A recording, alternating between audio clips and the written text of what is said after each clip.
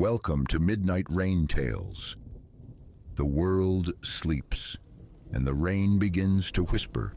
In this quiet hour, stories drift through the night air, soft, chilling, unforgettable.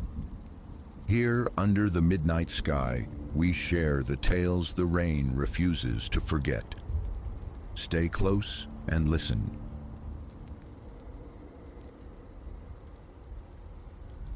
Crossing into the derelict heart of Blackwood Sanatorium felt less like entry, more like ingestion. A palpable thickness choked the air, particulate neglect, the cloying perfume of rot, and a silence so profound it seemed to press inwards, extinguishing sound at its source. Regret, sharp and immediate, pierced through me, too late. Ahead, down a corridor swallowed by shadow, my companions dissolved into the gloom, their eager, hushed tones ricocheting strangely off walls, weeping leprous plaster. This trespass wasn't my design.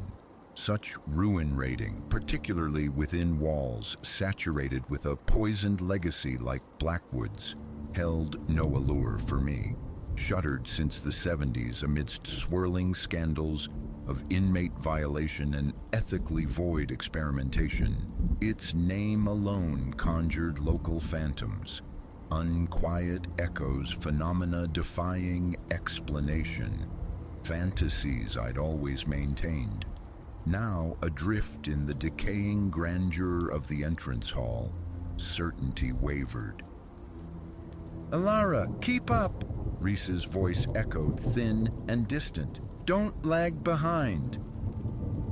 A knot tightened in my throat. I thumbed my torch alight, its beam a nervous blade slicing the murk, and pursued the fading sound of them. Light skittered over peeling paint like sunburnt skin, over skeletal furniture draped in dust shrouds. Shadows writhed at the edges of our illumination, imbued with a disturbing semblance of life. We navigated the husk of administrative suites, then breached the patient wards.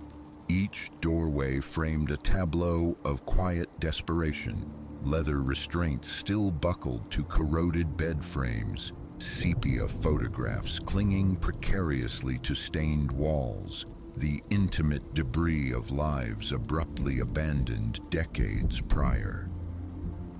It was within one such cell, a cramped rectangle of sorrow, that the cold found me, a pocket of unnatural frost so intense it stole my breath. I froze, sweeping my light across the barren space. "Did you—" My voice emerged small, a tremor betraying me. "Did you feel that?" Silence answered. They had moved on, their chatter receding down the hallway's throat. A surge of panic propelled me forward. Isolation here felt like a tangible threat. As I stumbled back into the corridor, a distinct sound brushed against my ear, intimate as a secret. "Help us." I spun, heart hammering against my ribs, torch beams slashing wildly. Nothing, just the yawning emptiness behind me, the dust motes dancing undisturbed in the artificial light. "Compose yourself, Alara," I commanded silently. Imagination is a treacherous companion in such places. I hurried my steps, relief washing through me, sharp and cool, as I spotted Reese and Chloe ahead. They were gathered before a slab of corroded steel, a heavy door set deep into the wall, their voices low and charged with discovery. "I think we should leave," I managed, my voice still unsteady as I reached them. "This place, it feels wrong." Reese scoffed, a familiar, dismissive gesture. "Don't wilt now, Alara. The real find is yet to come." "Real find?" The words echoed my own sinking dread. Chloe flashed a grin, her features stark and unsettling in the torchlight's glare. "The sublevels, where the real work happened, the experiments. Before protest could fully form, Reese threw his weight against the door. It yielded with a protracted groan of tortured metal, revealing a steep, narrow stairwell plunging into absolute dark. "This is profoundly unwise," I whispered, but the warning dissolved unheard. One by one, they descended into the Stygian void. A resigned breath escaped me. I followed. The basement amplified the oppression tenfold. The air hung thick, stale, a suffocating blanket our torch beams struggled to penetrate. We threaded our way past chambers cluttered with apparatuses of archaic dread, contraptions suggesting violation rather than therapy. In a room dominated by what appeared to be an antiquated electroconvulsive device, it happened. Reese was tracing the rusted controls when, with a concussive bang that shattered the near silence, the heavy door slammed shut behind us. We jolted, nerves screaming. "Hilarious," Chloe laughed, though the sound was brittle. "Who managed that?" A quick scan of their wide, startled eyes confirmed no one had. Reese rattled the handle, then shoved against the unyielding metal. "Locked," he stated, the word tight with nascent panic. And then the susurrus began. Faint at first, like static on the edge of hearing, I almost dismissed it, but the dawning horror on Reese's and Chloe's faces mirrored my own. A multitude of voices whispering from everywhere and nowhere, steadily amplifying. "Help us. Deliver us. Don't abandon us here." The temperature plummeted. Our exhalations plumed white in the sudden biting cold.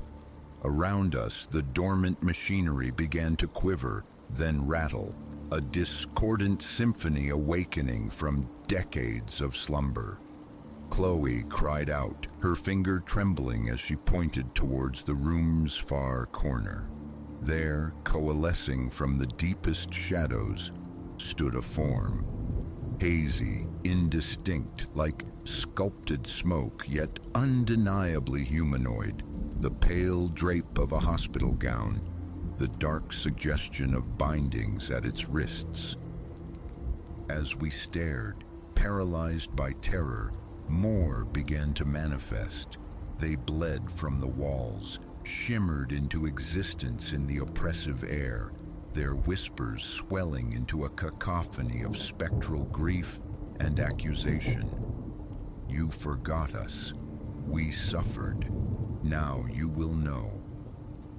I felt phantom pressures, the brush of glacial fingertips against my skin. My friends' screams sounded submerged, drowned beneath the rising tide of ghostly lament. In that maelstrom of fear, a fragment surfaced, something gleaned from researching Blackwood's shadowed past. Countless patients unclaimed in death, interred in unmarked plots somewhere on these grounds, forsaken. Their suffering perpetuated beyond the grave. Instinct overriding terror, I pitched my voice above the supernatural din. "We're sorry," I yelled, the words tearing from my throat. "We didn't understand. We'll tell your story, I swear it. You won't be forgotten." An abrupt, total silence fell, thick and expectant. Then gradually the spectral forms wavered, thinned, and dissolved back into the gloom. The crushing cold receded. The rattling ceased. With a distinct click, the heavy door swung inward.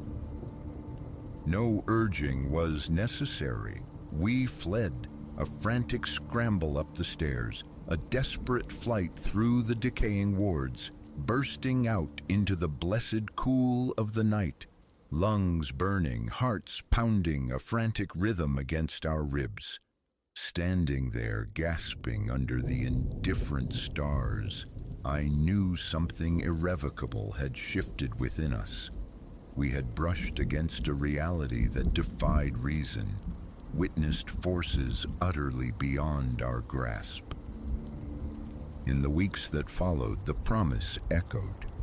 We delved into asylum records, painstakingly unearthed names lost to time.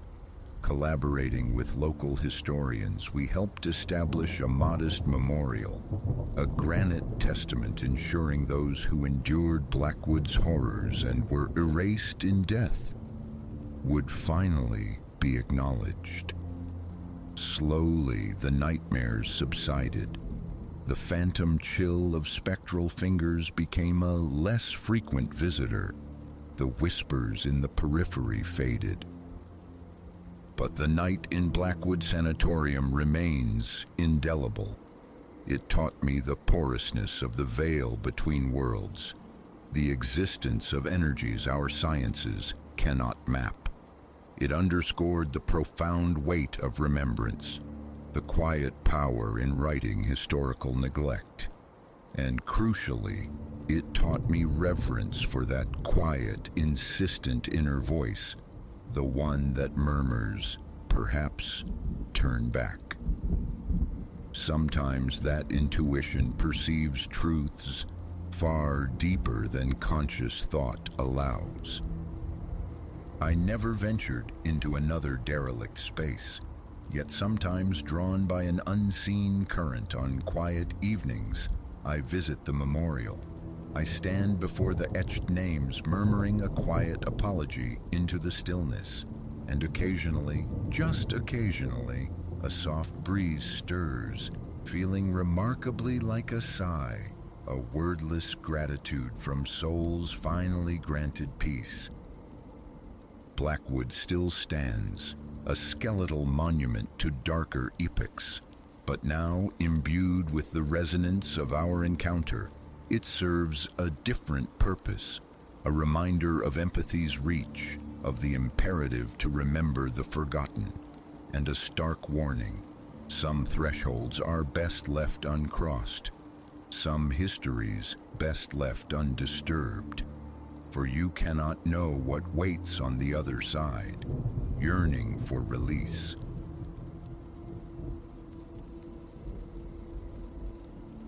2:47 a.m., a Tuesday bleeding into Wednesday. The passenger seat icon flared to life on the dash, a stark little silhouette against the gloom. Rear view clear, glance right, void. Yet the car swore blind someone, precisely 143 pounds of someone, occupied the space beside me.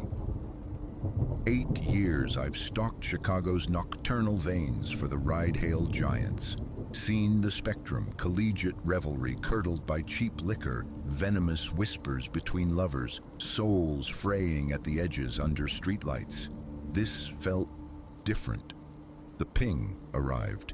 Eliza Vance, 1894. A tap on her profile yielded only digital smoke. User not found.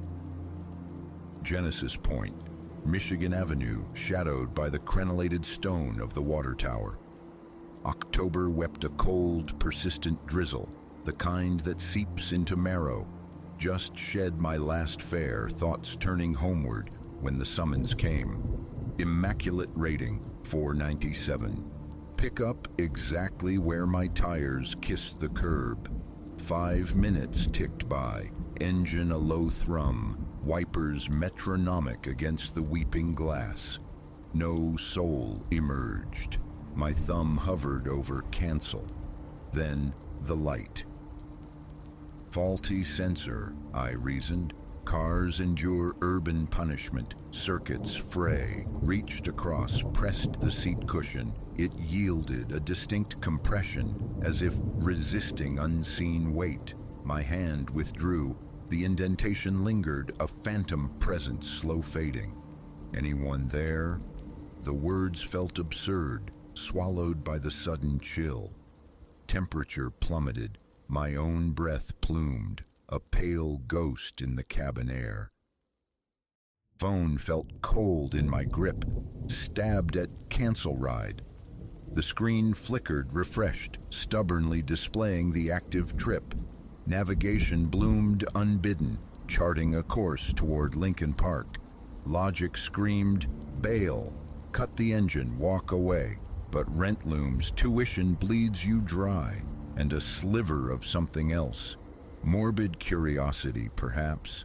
8 years navigating this city's shadowed corners, and never this. Transmission clicked into drive. The car eased from the curb, the passenger icon burning steady. A small, insistent accusation. Every few blocks, a sideways glance confirmed only emptiness, yet the sensor held firm. 143 pounds of invisible insistence. Northbound on Lakeshore Drive, 3 a.m. stillness, the city lights smeared across wet asphalt. To the right, the lake was a vast, unseen darkness, its voice a rhythmic surge against the breakwater. Rain intensified, drumming a frantic rhythm on the roof. The cold deepened, burrowing past the vents, blasting futile heat. A tremor started in my hands. The chill, I told myself. Only the chill. Then the radio dissolved into a blizzard of static, refusing all stations but white noise. We veered off the drive onto Fullerton. Here darkness pooled beneath ancient trees, their branches skeletal fingers reaching over the road. Towering brownstones stood sentinel, eyes shuttered. The GPS voice, eerily calm, commanded a halt before a 3-story Victorian Spectre. It sagged, paint flaking like diseased skin, windows blinded with plywood, choked by desiccated vines. A no trespassing sign hung askew on a rusted iron fence. My phone insisted, destination reached. Trip complete, I murmured into the silence. The sensor remained lit. Later, digging through digital archives, I'd find the house consumed by fire in 1894. Its owner, Eliza Vance, 27, vanished within, officially. From the derelict porch, the front door groaned open, revealing not light but a profound ink-black emptiness. Simultaneously, the passenger icon on my dash winked out. Warmth seeped back into the car. Heart hammering, I scanned the back. Empty, but nestled on the passenger seat, where 143 pounds of nothing had rested, lay a single pearl button. Small, antique, yellowed like old bone, the kind stitched onto bridal gowns a century ago. Ignition off. Key trembling in my hand, I drove home on autopilot. Phoned in sick the next day, haunted. Hours vanished into online rabbit holes, chasing the ghost of Eliza Vance. An archaic newspaper scan surfaced. The inferno, the missing bride-to-be, her body never recovered from the ashes. Last sighted, the report noted, climbing into a carriage late at night, clad in her wedding finery. Her vows were scheduled for the morrow. 3 weeks dissolved. Back behind the wheel, necessity trumping nerves, though Lincoln Park after midnight became forbidden territory. Sometimes, particularly in rain, that passenger sensor still strobes erratically. The pearl button resides in my glove box, a tangible anchor to the unbelievable. Then, last night, another ping, a different name, Clara Finch, 1891, yet the same dead end when I probed the profile, user not found. Pickup, the water tower's shadow once more, instant cancel, logged off. Some fares carry too high a cost. That hollow weight beside me, 143 pounds of absence. Chicago nights, I thought I knew your secrets. How wrong I was. Deeper dives, this time into dusty library archives, unearthed darker threads. Eliza Vance's fiancé, questioned but never charged. Traces of blood discovered in his carriage, dismissed alongside the missing woman. The prevailing theory then, murder masked by convenient arson, and the house on Fullerton, not hers. His. The blaze originated in the cellar where investigators found chilling remnants. Chains bolted to stone, frantic scratches clawed into wooden supports. His alibi, impeccable, out of town. Weeks later, curiosity dragged me back to the address in daylight. Nothing. A vacant, weed-choked lot. City records confirmed the Victorian's demise in 1975. Yet the image burned behind my eyes.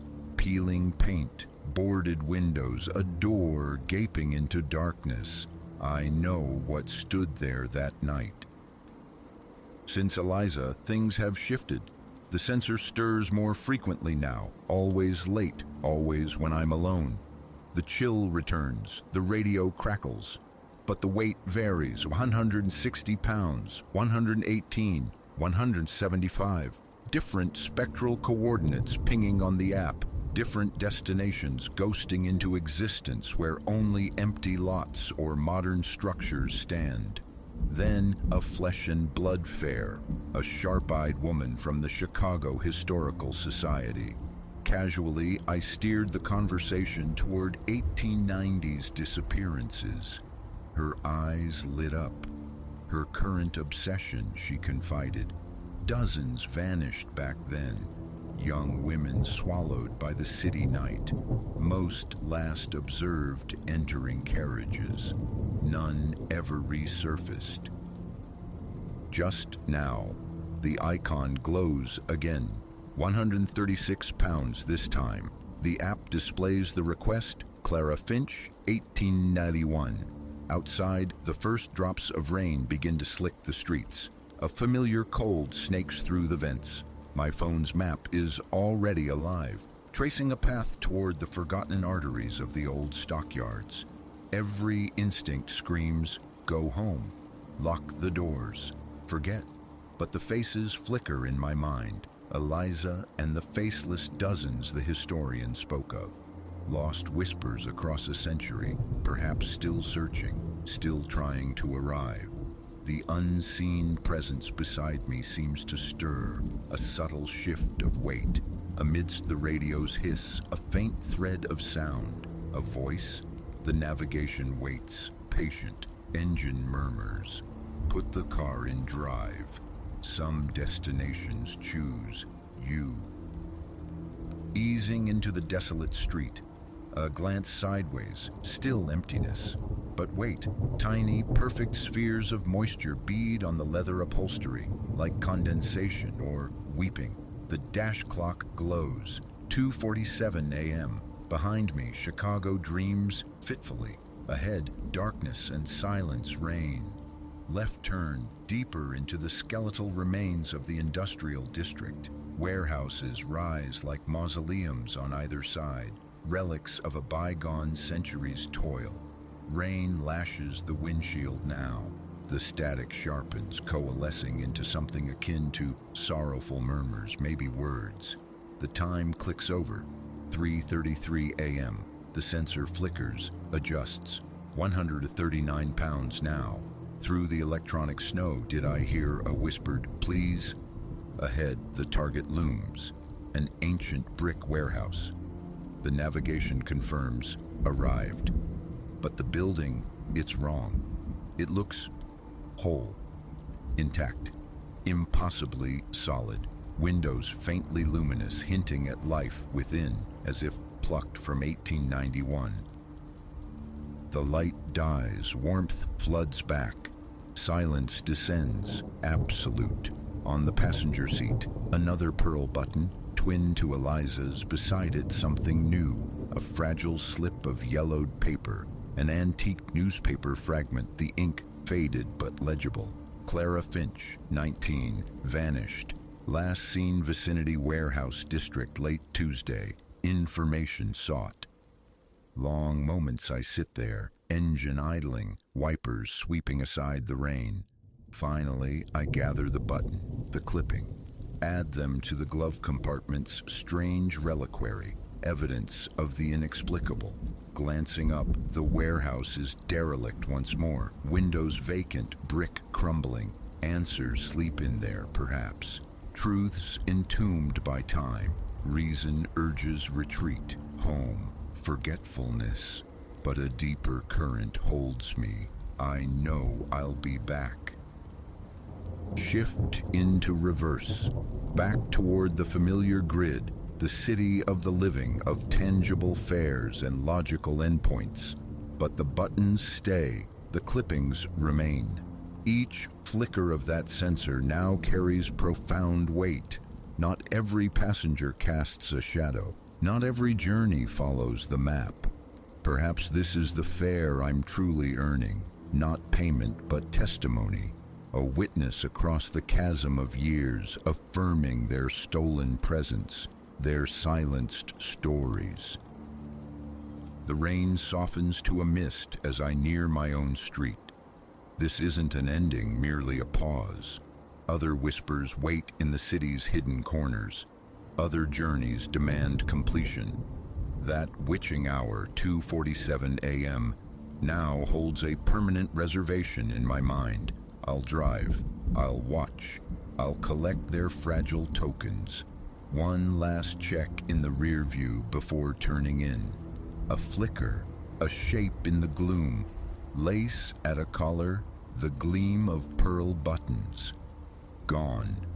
The back seat is resolutely empty. Tomorrow night awaits. Another shift, another potential summons from beyond the veil. Because some specters don't seek to terrify. Some yearn only for passage. Some cry out for remembrance. And some just need their story driven home. The passenger sensor pulses, a faint, expectant beat. Time to clock in.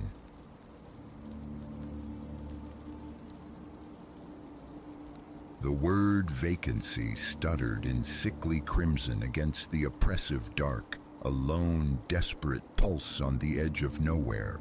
My car crunched over gravel into a lot pockmarked like diseased skin, headlights slicing through an emptiness that felt absolute. Exhaustion, a physical weight, pressed down on my eyelids after endless miles spun out on blacktop ribbons. That decrepit roadside haven, the Nightingale Rest, beckoned, a decision that would unravel the fabric of my night into threads of pure terror. They call me Arthur. My life unfolds largely on highways, peddling ergonomic office solutions, a soul-numbing parade of forced smiles and lukewarm coffee across state lines. This latest pilgrimage had bled 3 days into one long, monotonous blur. Midnight had long surrendered to the deeper, suffocating hours when fatigue finally throttled ambition. Out here, where map apps surrendered to static and the world dissolved into featureless shadow, the glow of the Nightingale Rest felt less like a jackpot and more like the only raft in a drowning sea. Time hadn't merely passed over the Nightingale Rest. It had gnawed at it. Paint curled away from warped siding like sunburnt skin. Sporadic, buzzing lights cast skeletal shadows across a tarmac, cratered and fractured. Stepping into the office plunged me into air thick with the ghosts of countless cigarettes and an underlying fetor, vaguely organic and unsettlingly sour. A discordant jangle from a bell overhead announced my intrusion into the stillness. Silence stretched, then yielded to a dry, shuffling sound from a back room. A figure materialized, ancient and frail, blinking owlishly under the naked bulb, as if disturbed from hibernation. Room? The voice was a rasp of disuse. He fumbled for a key before I'd even confirmed. I nodded, a yawn cracking my jaw. Just until morning. He presented the key, dangling from a grimy plastic tag emblazoned with the number 7. My lucky number, ironically. 50, he croaked, his gaze filmed and distant, snagging on mine. Cash. I peeled 2 bills and a 10 from my wallet, careful to avoid contact with his papery, liver-spotted hands. The money vanished into a pocket. The hulking antique register remained untouched. 11 for checkout, he murmured, already receding into the gloom from whence he came. No money back. He dissolved into the shadows, leaving me adrift in the stale, silent office. A tremor of unease, cold and unwelcome, skittered down my spine. I dismissed it as fatigue. Outside, the air was chill. Room 7 huddled at the building's desolate extremity. The lock resisted, metal grinding against metal until a final, forceful twist yielded a groan of protesting hinges that echoed in the pre-dawn quiet. Inside, predictable neglect. Walls stained with watermarks like faded maps. Furniture bearing the scars of decades past. Yet the bedspread, though thin, appeared blessedly laundered. That was enough. My bag hit the threadbare carpet with a thud. Shoes kicked off. I collapsed onto the mattress, the worn springs sighing beneath me. Oblivion claimed me instantly. How long I slept remains a void. Consciousness returned reluctantly, snagged by a sound, faint at first, insidious, a dry scritching, like tiny claws worrying wood. My sleep-drugged brain wrestled with it, trying to weave it into dream, but the sound persisted, growing bolder, undeniably real. It emanated from the door. My pulse leaped, a frantic bird trapped in my ribs. The scratching intensified, rhythmic, purposeful. Then silence, punctuated by a soft, metallic click. The doorknob. It began to rotate, agonizingly slow, a deliberate violation of my sanctuary. Locked. I locked it, didn't I? Panic seized me, rooting me to the bed. The knob completed its turn. The door eased inward. A widening crack of darkness bleeding into the room's gloom, sliced by a weak shaft of light from the parking lot beyond. And through that crack snaked a hand, bone-white, desiccated, fingers impossibly long and thin, curling with predatory slowness around the door's edge. The sight shattered my paralysis. A surge of adrenaline propelled me from the bed. I threw my weight against the door, the impact jarring my bones, simultaneously scrabbling for the chain lock, a flimsy brass crescent.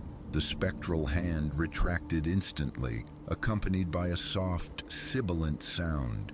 Less a hiss, more an exhalation of profound disappointment. "Who is it?"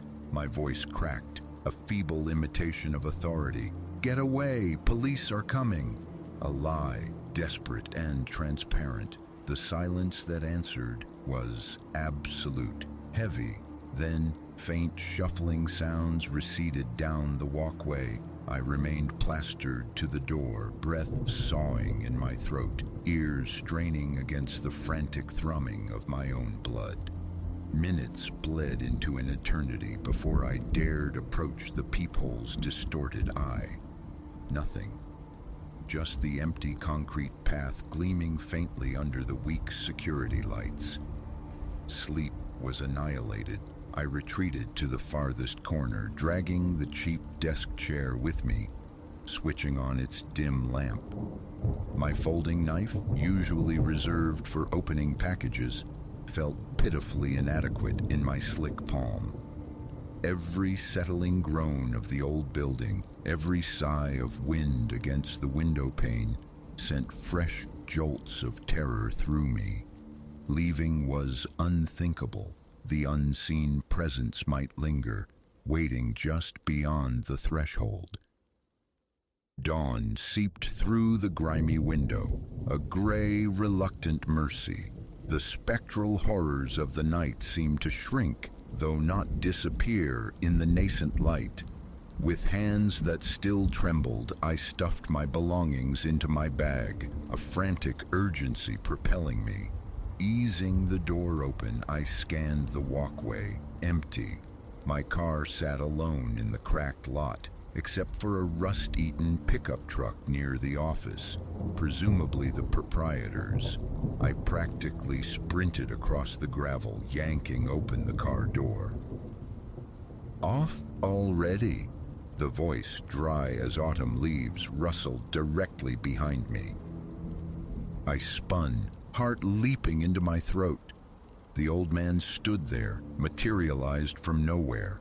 In the flat, unforgiving morning light, he was transformed. His skin possessed a translucent parchment quality, stretched taut over sharp cheekbones. His eyes were pits of shadow devoid of reflection. He looked less like a man woken early and more like something unearthed. "Yes, long drive," I stammered, fumbling with the car keys, desperate to put metal and glass between us. A slow, unsettling smile stretched his thin lips, revealing pale gums. "A pity," he rasped. "We don't get many guests to share the quiet with." "We..." The plural pronoun hung in the air, heavy and cold. A visceral chill traced its way up my vertebrae. I offered a choked syllable that might have been goodbye, scrambled into the driver's seat, and slammed the door. The tires screamed in protest as I fishtailed out of the Nightingale Rest's decaying embrace. The highway unreeled before me, but the image in my rearview mirror, the desolate motel shrinking into the distance, was less frightening than the one seared behind my eyelids. That pale, questing hand. My own hands clenched the steering wheel, slick with sweat. Escape felt fragile, provisional. What entity had resided in that room? What unspeakable contact had I narrowly avoided? Miles dissolved beneath my tires, hours blurring, yet the knot of dread in my gut remained cinched tight. Even surrounded by the mundane bustle of a brightly lit service station, hundreds of miles later, the terror clung like a shroud. Every shadow seemed too deep, every silence pregnant with unseen movement. When I finally reached civilization, I contacted the authorities in that remote county. A bored-sounding deputy listened patiently, his skepticism palpable through the phone line. He took the details, promised to check it out. In the bright light of a new day, surrounded by normalcy, the night's events felt dreamlike, almost absurd. Had exhaustion played tricks on my mind? Weeks melted into a month before a follow-up call came. A detective, his voice professionally flat. They'd located the site based on my description. The Nightingale Rest. It stood derelict, boarded up, choked by weeds. County records confirmed it hadn't seen a guest, legitimate or otherwise, in nearly a decade. He politely questioned my memory, suggested fatigue or perhaps mistaking the location. But I knew. The chill of that doorknob, the sight of those skeletal fingers, that knowledge was irrefutable, branded onto my soul. The open road lost its allure. Soon after, I surrendered my life as Arthur the Traveler, exchanging highways for hallways, anonymous motel rooms for the predictable comfort of my own apartment. I traded the horizon for a computer screen, Yet safety feels illusory. In the deep quiet of the night, when the city sleeps, sometimes a floorboard creaks, or the wind whispers against the window pane, and I hear it, or imagine I hear it, a faint, dry, scritching sound just beyond my bedroom door. A cold dread washes over me then, the fear that the entity from room 7 wasn't bound by geography, that perhaps it had latched onto me, followed me home. Was it a product of a mind pushed past its limits by fatigue, a waking nightmare? Or did I truly brush against something ancient and malignant lurking in the forgotten corners of the world? The truth remains elusive, shrouded in the decay of the nightingale rest. All I know with certainty is this: some empty places hunger, and their vacancies are invitations best left unanswered.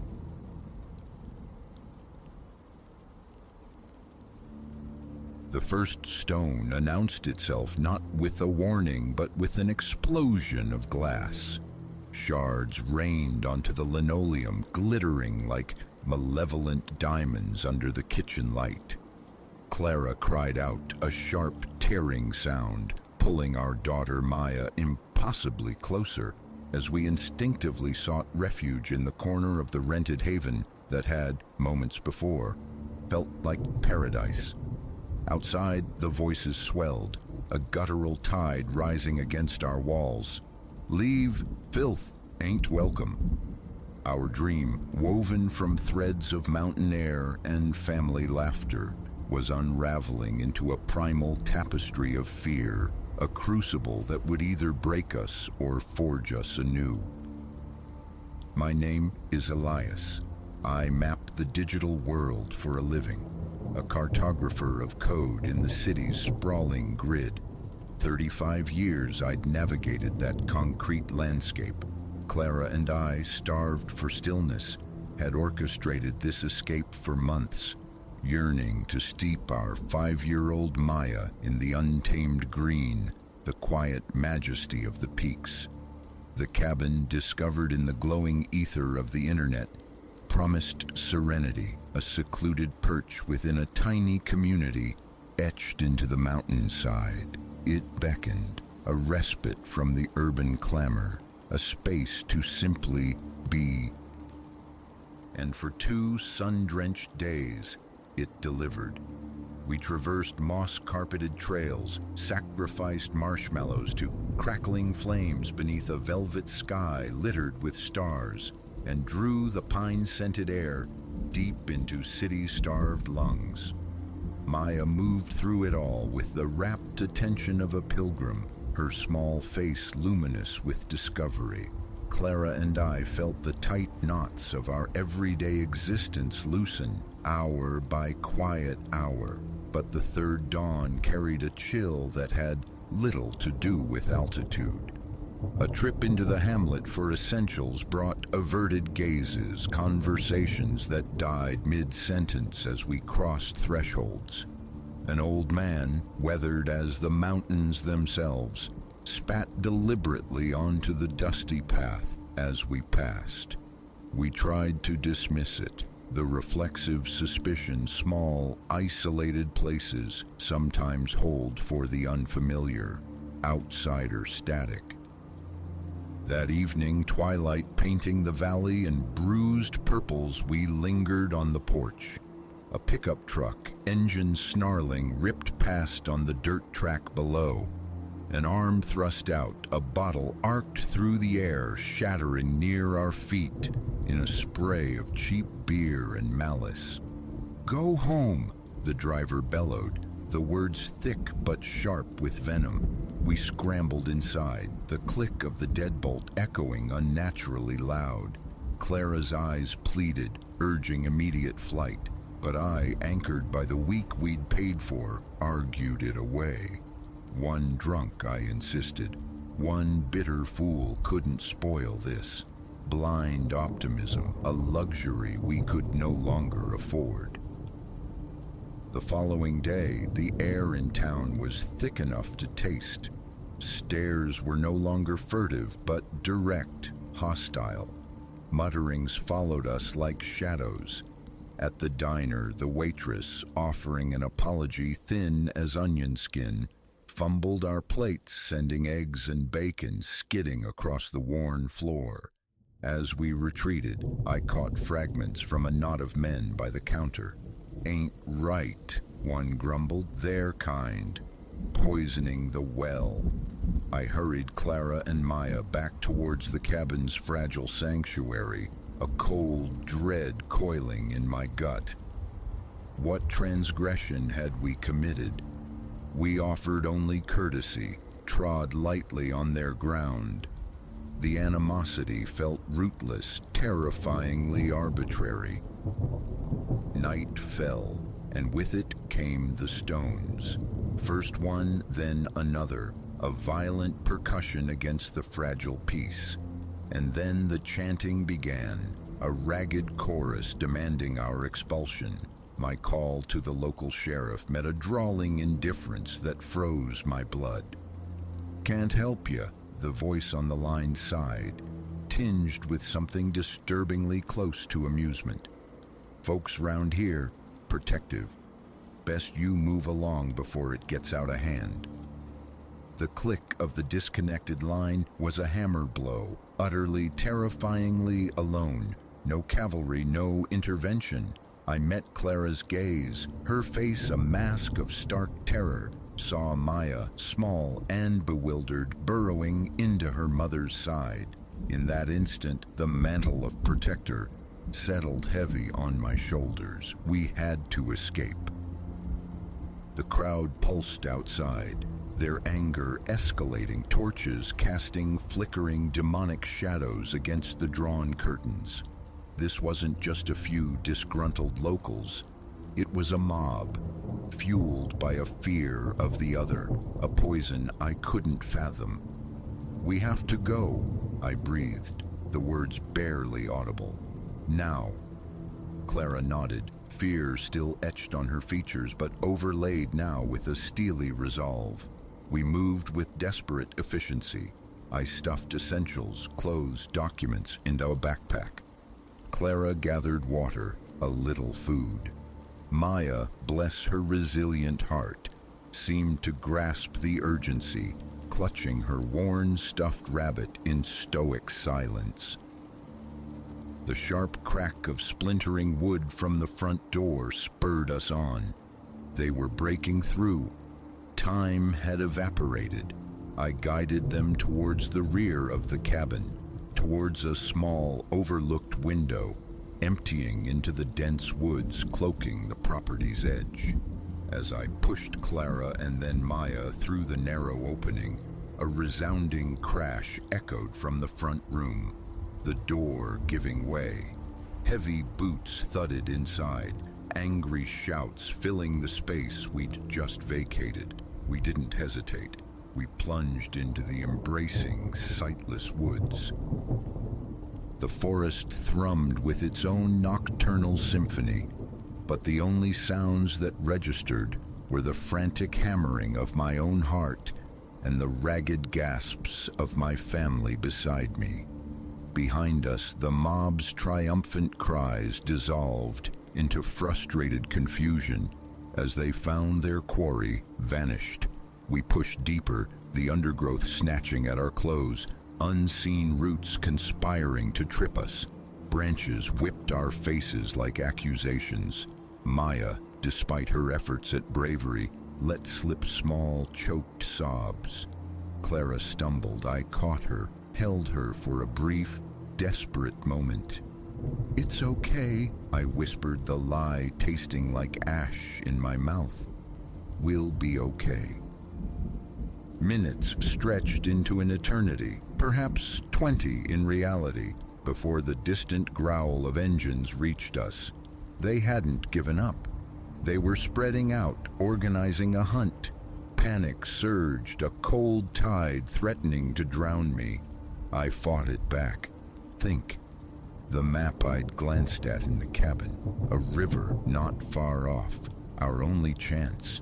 If we could reach the water, perhaps we could erase our trail. I steered us towards the sound I now strained to hear, praying my memory and instincts weren't failing us in this desperate hour. The sounds of pursuit intensified, crashing through brush, beams from flashlights slicing the darkness behind us. Just as exhaustion threatened to claim us, I heard it, a low, persistent rushing. Water, the river, hope surged, a desperate adrenaline. We burst from the trees onto a sloping bank. The river ran swift and dark before us, its depths unknowable. A flicker of doubt, was this salvation or another trap? The sharp snap of a twig close behind answered the question. There, over there, a voice ripped through the night. Light beams swung wildly, pinning us against the riverbank. "We cross," I commanded, hoisting Maya into my arms. "Clara, stay right with me." We plunged in. The water's frigid bite stole our breath, the current instantly grabbing at our legs. Clara gasped but forged onward. Behind us, the shouting amplified. We fought towards the river's heart, the water climbing, chillingly intimate, reaching my chest. Maya clung tight, her whimpers muffled against my neck. Clara battled the current, her face a grim mask of effort. A crack echoed, sharper than breaking wood. A gunshot. The bullet smacked the water nearby. "Stop! Don't move!" roared a voice from the bank we'd fled. Terror lent us impossible strength. We clawed our way forward, finally stumbling onto the opposite bank, collapsing onto the muddy earth. No time for rest. We scrambled back into the sheltering darkness of the trees. Gradually, the sounds of pursuit receded. The river, it seemed, was a barrier they wouldn't brave in the dark. We followed its course downstream, moving through the remainder of the night in a daze of exhaustion and fear. As the first hints of dawn bruised the eastern sky, we stumbled onto a paved road. An hour later, a trucker, his face etched with concern at our disheveled state, pulled over. We offered a fractured story, a camping trip gone terribly wrong, unwilling to unveil the true horror.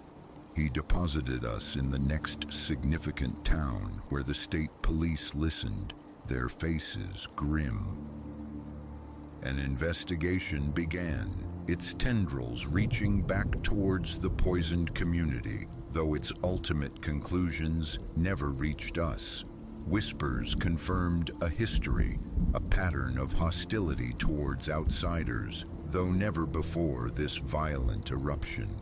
We returned to our city, to the familiar rhythm of sirens and streetlights, bearing invisible scars. We were alive, but altered. More guarded, perhaps, acutely aware of the shadows that can gather in places, promising only light. Yet, within that shared terror, we had discovered an unexpected resilience, the tensile strength of our family bond. Months drifted by. One evening, curled on our apartment sofa, I saw Clara gazing at a magazine spread of mountain vistas, a complex longing in her eyes. "Will we ever go back, Elias?" she asked quietly. "Not there, but somewhere like it?" The instinctive answer, the easy answer born of fear, was no.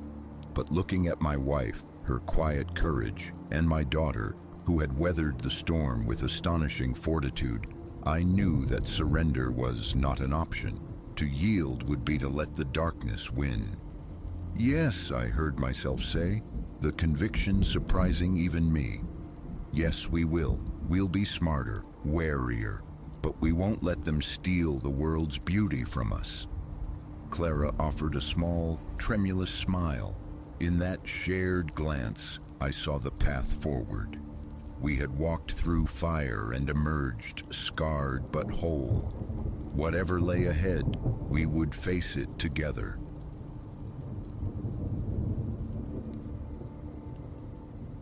Twin spears of light stabbed through the deluge, momentarily bleaching my vision as I peered past the frantic sweep of the wipers. Hours had bled together on the slick ribbon of asphalt.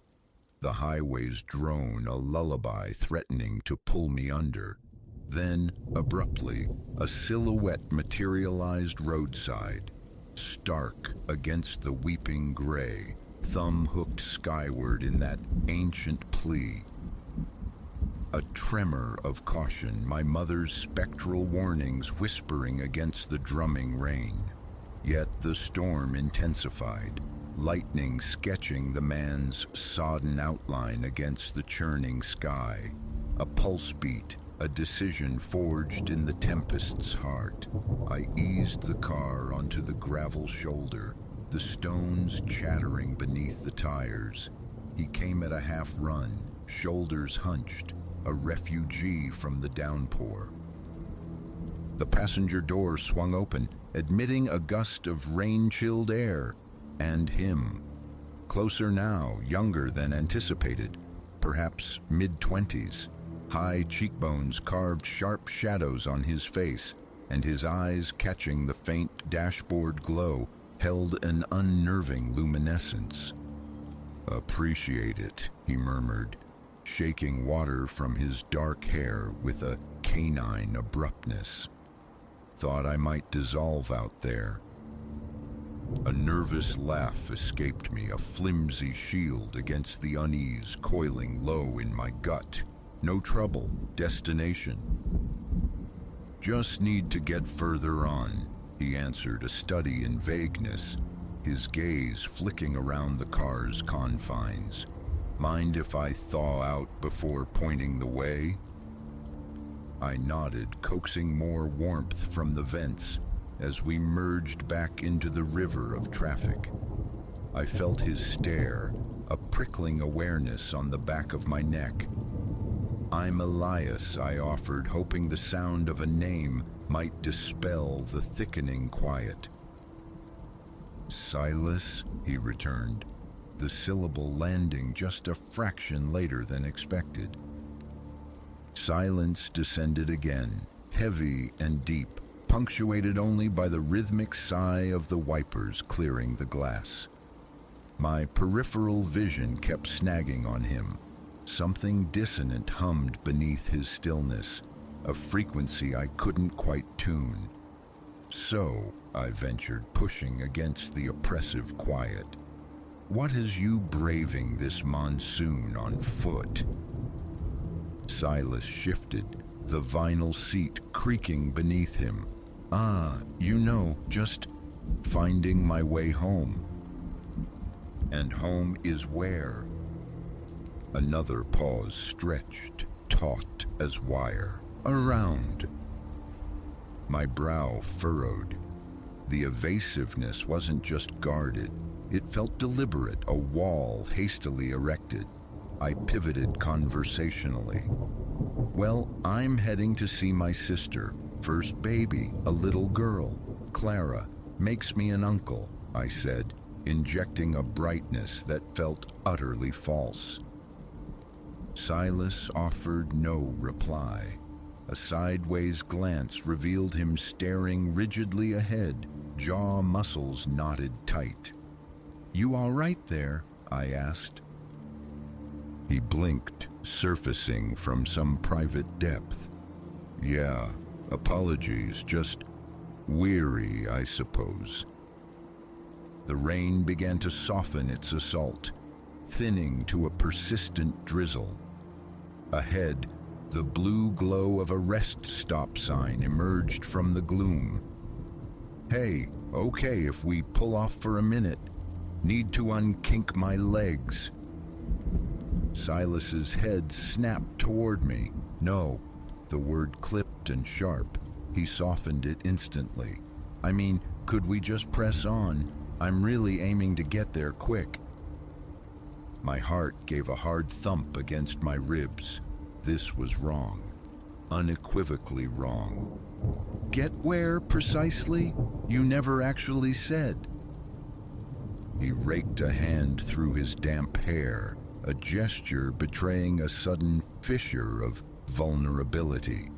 Look, apologies, I've landed in some trouble, all right? Getting clear of here is critical. My knuckles whitened on the steering wheel. What sort of trouble? Silas exhaled slowly. It's tangled. Suffice it to say, certain people are searching for me. Them finding me wouldn't be ideal. My thoughts scattered like startled birds. Criminal, fugitive. What vortex had I steered into? I think, I said, striving for a level tone, perhaps the next town would be best for you. The change in him was instantaneous. Vulnerability evaporated, replaced by an Arctic chill in his eyes. Can't do that, Elias. I need more distance, much more. An exit sign swam into view. This is my limit, I stated, flipping the indicator lever.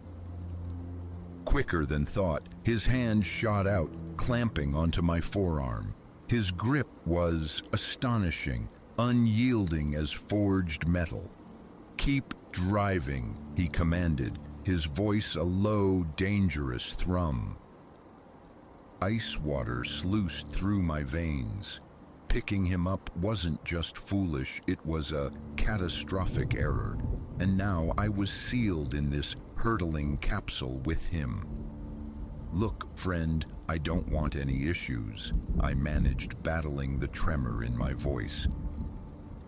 Then don't create any, Silas retorted. Just maintain course. Everything stays calm.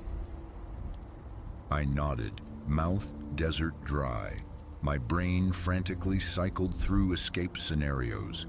Flag someone down, bolt at the next slowdown, a desperate call.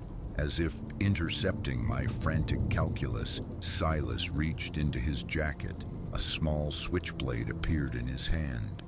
With a faint click, the blade sprang free, catching the dim interior light with a predatory gleam. Don't entertain any heroics, he warned softly. We drove. The silence now was brittle, charged with unspoken threats. Miles dissolved behind us. I stole glances at Silas, trying to decipher the storm within him. His eyes never rested, constantly scanning the road behind us, the wing mirrors anticipating pursuit. After an eternity measured in heartbeats, Silas broke the quiet. Take this next exit. I obeyed, palms slick on the wheel. The ramp descended onto a narrow, ill-lit track, swallowed by dense woods. Where are we headed? I risked asking. Just drive, Silas snapped. We plunged deeper into the darkness for several miles before his sharp command shattered the quiet. Stop, here! I jammed the brakes, tires hissing on the wet tarmac, the car fishtailing slightly. Before we fully settled, Silas was out, his head whipping around, scanning the oppressive blackness. Out, he ordered. My stomach plummeted. This was it. The lonely road, the woods. My end. Hands trembling, I unlatched my seatbelt and stepped onto the asphalt. The cold rain was an immediate shock against my skin. Silas paced, a caged energy radiating from him, muttering words I couldn't catch. Flight seemed futile. The impenetrable darkness offered no sanctuary. Then, twin beams cut through the night, approaching rapidly down the road we'd just traveled. Silas cursed, a vicious sound. He seized my arm again, yanking me off the road and into the dripping embrace of the woods. What's happening? I gasped, stumbling over unseen roots and slick leaves. Quiet, he hissed, his grip bruising. We crashed through the undergrowth, unseen branches lashing at our faces. Behind us, car doors slammed, muffled shouts echoing through the trees. Whoever hunted Silas had arrived. He halted abruptly, shoving me down behind the damp bulk of a fallen log. "Stay low and silent if you value breathing," he whispered, the words sharp as glass shards. I huddled there, the frantic drumming of my own heart, a betraying noise in the sudden hush. Cones of light from flashlights sliced through the trees, probing the darkness, drawing nearer. Men's voices, rough and impatient, called Silas's name. Crouched beside me, Silas was taut, coiled energy vibrating from him. In a fugitive patch of moonlight filtering through the canopy, I saw his face clearly. The menace was gone, stripped away, leaving only raw, stark fear. The voices and lights were nearly upon us. I held my breath, bracing for discovery. Then, impossibly, the beams began to sweep past, moving further away. We remained frozen, rigid as stone, long after the sounds of the search receded into the forest's depths. Finally, Silas released a long, ragged exhalation. "Think they've passed," he breathed. I turned towards him, 1,000 questions burning on my tongue. Before I could utter a word, his hand clamped firmly over my mouth. "Listen. Listen carefully," he urged, his voice low, stripped of threat, filled only with desperation. "Dragging you into this wasn't the plan, never intended it. But you're in it now. 2 paths forward. Stick with me, I'll lay it all out. Or head back to your car, drive away, forget tonight ever happened. Choose the second, though. I can't promise your safety. They might circle back, figure you know something." He removed his hand. I sucked in a shaky breath, the world tilting. "Who are they?" I whispered. "What do they want?" Silas shook his head, the movement barely visible. "It's layered. Let's just say I witnessed something I shouldn't have. Now some very influential people need my permanent silence." I stared at him, the scene surreal, ripped from some gritty thriller. Yet here I crouched, damp earth beneath me, a hunted stranger beside me, unseen enemies potentially still lurking. What happens if I go with you?" The words felt alien leaving my mouth. The faintest shadow of a smile touched Silas's lips. "Likely nothing comfortable, but you'd have a chance. A fighting chance. And maybe together we find a way to expose these bastards." I closed my eyes. Images flashed. My sister, baby Clara, unseen, unknown. My mundane job, my quiet apartment. The predictable rhythm of the life I'd be discarding. Then I saw Silas's face again in the moonlight, the terror stark beneath the bravado. Whatever mire he was trapped in, it was deep and lethal, and I was already ankle-deep myself. My eyes opened, meeting his intense gaze in the gloom. "Okay," I said, surprised at the steadiness in my own voice. "I'm in. What's the play?" Relief washed over Silas's features, palpable even in the darkness. He clapped my shoulder, a strangely companionable gesture given the circumstances. "First, distance. Maximum distance," he said. "Know a place. We can go subterranean for a bit. After that, we improvise." As we began moving deeper now into the forest's embrace, away from the road, the car, everything familiar, a cold knot of fear tightened within me. What abyss had I just stepped into? Yet, intertwined with the dread, a strange, illicit spark of adrenaline flickered. My ordinary existence lay behind me like shed skin.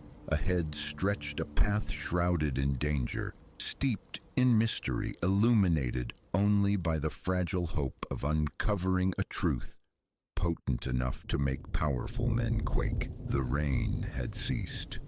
Emerging into a small clearing, I saw the first tentative brushstrokes of dawn painting the eastern horizon. Taking a deep draught of the cool pre-dawn air, I followed Silas into the vast, waiting unknown. There was no turning back.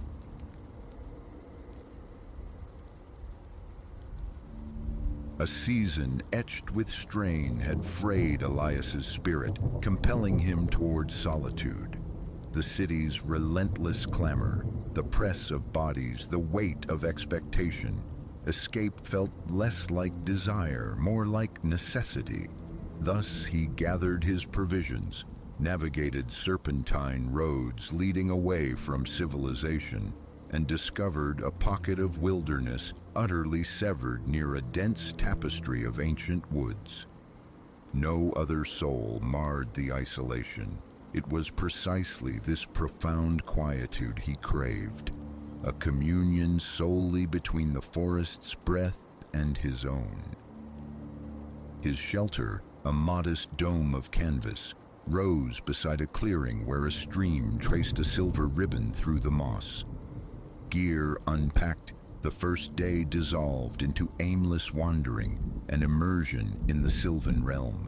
The air, clean and sharp, carried birdsong and the susurrus of leaves. With each step deeper into the trees, the knots within him began to loosen, the rigid lines of worry softening. Dusk found him spent, a pleasant weariness settling deep in his bones. A small fire blossomed under his care, its flames painting flickering life onto the encroaching dark as he nursed a simple meal, lost in the fire's hypnotic dance.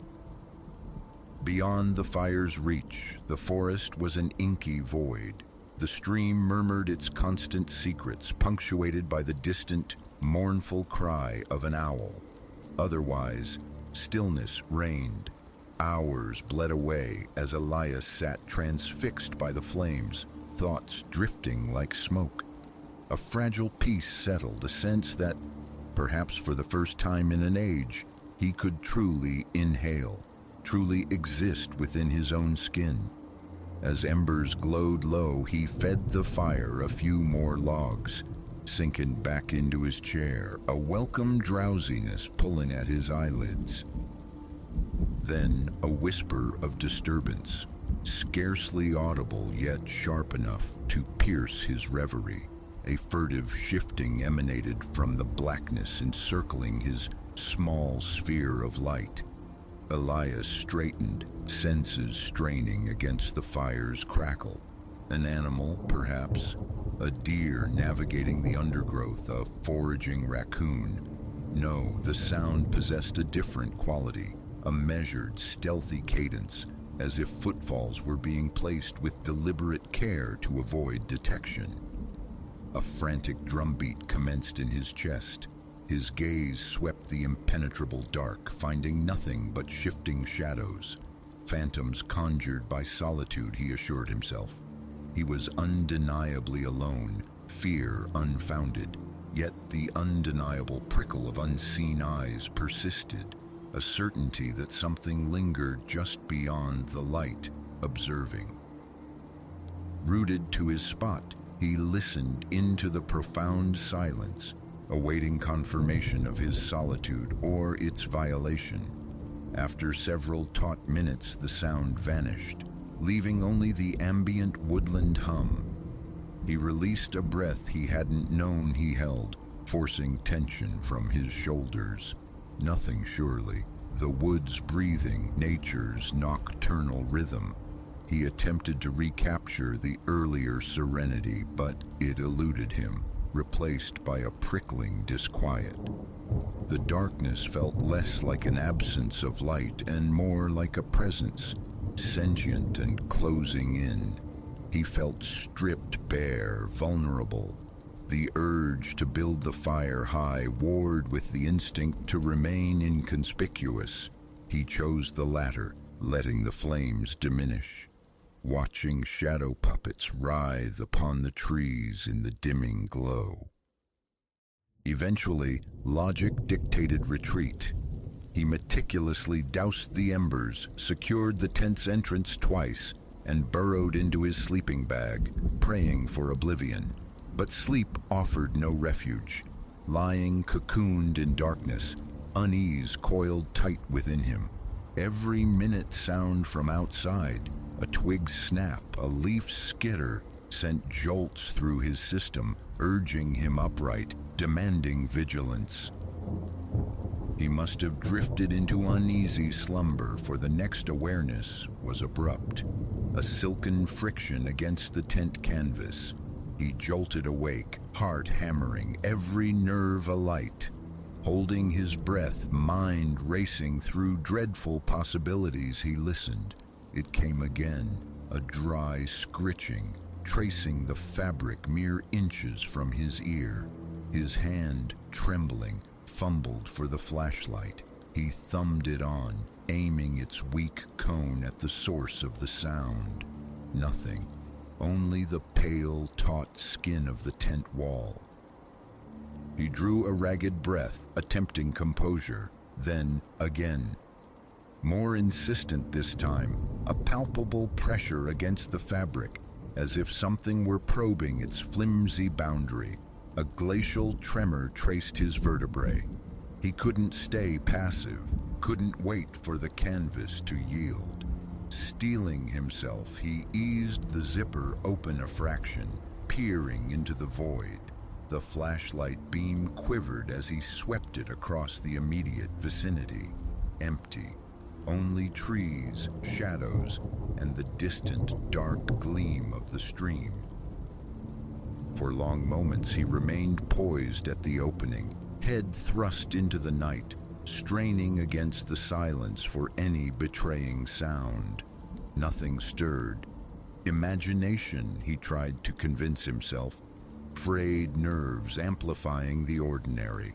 He retreated fully, sealing the tent once more, and sank back into his sleeping bag, clinging to the hope of sleep. Just as a semblance of calm began to return, a different disturbance arose. A susurrus at the very edge of hearing, faint, almost lost. Soft, sibilant murmurs drifted from somewhere outside. He couldn't discern words, couldn't be certain if it was human breath or merely the sighing breeze. Yet it sent a raw, electric dread through him, raising the hairs on his flesh. Frozen, he listened, battling the rising panic, trying to dismiss it as wind playing tricks. But the longer it persisted, the more convinced he became. It was a voice, a low, incoherent drone, maddeningly indistinct, yet undeniably present. His shaking hand found the flashlight again. Slowly, agonizingly, he worked the zipper, casting the beam outward. The murmurs ceased abruptly. The ensuing vacuum felt more terrifying than the sound itself. He scanned the campsite, heart pounding a frantic rhythm against his ribs, mind conjuring horrors. But the beam illuminated only emptiness, the abandoned fire pit, the silent trees, the vast, swallowing darkness. He retracted into the tent, zipping it tight, clutching the flashlight like a talisman, too afraid to extinguish its meager light. What now? Flee into the blackness? The thought was paralyzing, so he waited, huddled in his sleeping bag, a cocoon of terror, listening to the oppressive silence, praying for dawn, waiting for any further sign that he was not alone. Oblivion must have claimed him eventually, for his eyes opened to dawnlight filtering through the trees. The world outside looked ordinary, serene, as if the night's terrors had been nothing but a fever dream. An exhaled tide of fragile calm washed over him. Gone. Whatever it was gone. He dismantled his transient home with haste, eager to put miles between himself and this place. The entire trek back to the car was punctuated by furtive glances back into the shadowed tree line, a constant, nervous expectation of pursuit. But only the vacant woods met his gaze, filled with the innocuous sounds of birds and wind-stirred leaves. Reaching the car felt like surfacing from deep water, an overwhelming flood of deliverance. He threw his pack into the back, slid behind the wheel, the engine's roar a comforting sound against the wilderness's silence. As he drove away, accelerating down the dirt track, he could not shed the persistent sensation of scrutiny, the chilling certainty that something remained concealed within the trees, watching, waiting. And sometimes, in the quiet moments before sleep, he still hears it. Those sibilant echoes, indelible marks upon silence, a memory he cannot escape.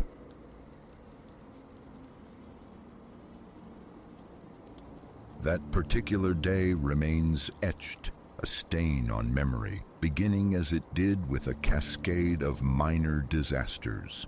My escape from the office was delayed, igniting a fierce impatience to reach the sanctuary of home.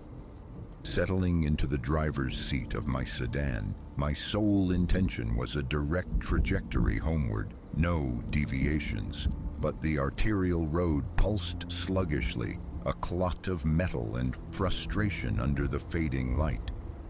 My gaze snagged on an unpromising track, splintering off into the trees, a potential vein through the deep woods, promising swift passage.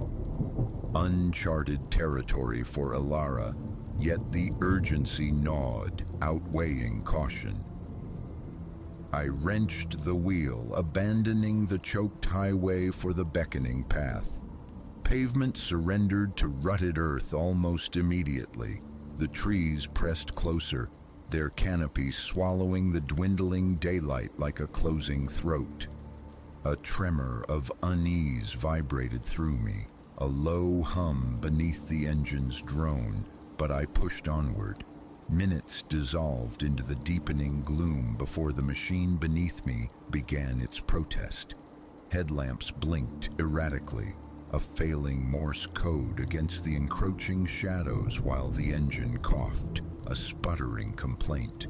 A gentle pressure on the accelerator yielded a violent lurch, then a sickening deceleration. Another attempt, and the engine strangled, a final gasp before utter silence descended, profound and absolute. The ignition turned, meeting only dead air. Again, and a third time, rewarded only by a futile click, the faintest echo of mechanical life refusing to ignite. A sigh escaped me, fogging the glass. My surroundings offered only a dense tapestry of timber and undergrowth, unrelieved by any sign of human habitation. No structures, no passing vehicles, no welcoming gleam of light. Dusk deepened its embrace, bleeding the color from the world, and the woods held their breath, watchful. My mobile device, a useless brick of glass and plastic, displayed only mocking emptiness where signal bars should be. Thrice I checked, absurdly lifting it skyward as if coaxing a response from the indifferent ether. Futile. I released the hood latch, the metallic pop startlingly loud in the quiet. Peering into the engine's complex guts offered no enlightenment. My mechanical knowledge was rudimentary at best. Still, I prodded battery terminals, searched for obviously disconnected wires, my fingers brushing against surfaces, radiating residual heat, the air thick with the acrid tang of scorched metal. Lacking tools, lacking expertise, my inspection was a pantomime of competence. Eventually, I surrendered, resting my weight against the cool flank of the dead vehicle. Silence pressed in, punctuated only by the sibilant whisper of wind threading through the high branches. A quickening pulse thrummed against my ribs, a frantic bird trapped within. A struggle for clarity commenced in my mind. Retreat on foot? The main road felt impossibly distant now, swallowed by the miles I'd covered and the encroaching night. The woods loomed, dense and inscrutable, a labyrinth waiting to disorient and devour. Ahead, the dirt track dissolved into impenetrable shadow. The prospect of navigating that blackness alone sent a colder spike of fear through me. Retreating into the car's dubious sanctuary felt like the lesser evil. I slid back onto the seat, the click of the locks echoing unnaturally loud. Windows secured. A brief flare from the dome light illuminated the cramped interior, but mindful of the dwindling battery, I plunged myself back into darkness. The stillness felt heavy, suffocating. One last, desperate turn of the key confirmed the inevitable. Silence, complete and final. The quiet became immense, amplifying every trivial noise. A branch groaned under its own weight somewhere deep in the trees. Leaves whispered secrets on the forest floor nearby. My own respiration sounded harsh, ragged in the confined space. My heart hammered against my sternum, a frantic drumbeat against the void. "Be calm," I chanted internally. "Just a breakdown. You're alone out here."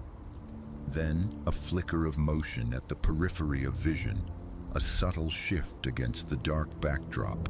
My gaze snapped forward, peering through the dusty windshield into the gloom. There, nestled in the deep shade between two sentinel pines, a presence, indistinct at first, a mere suggestion of form, but undeniably there. With trembling fingers, I stabbed at the headlight switch.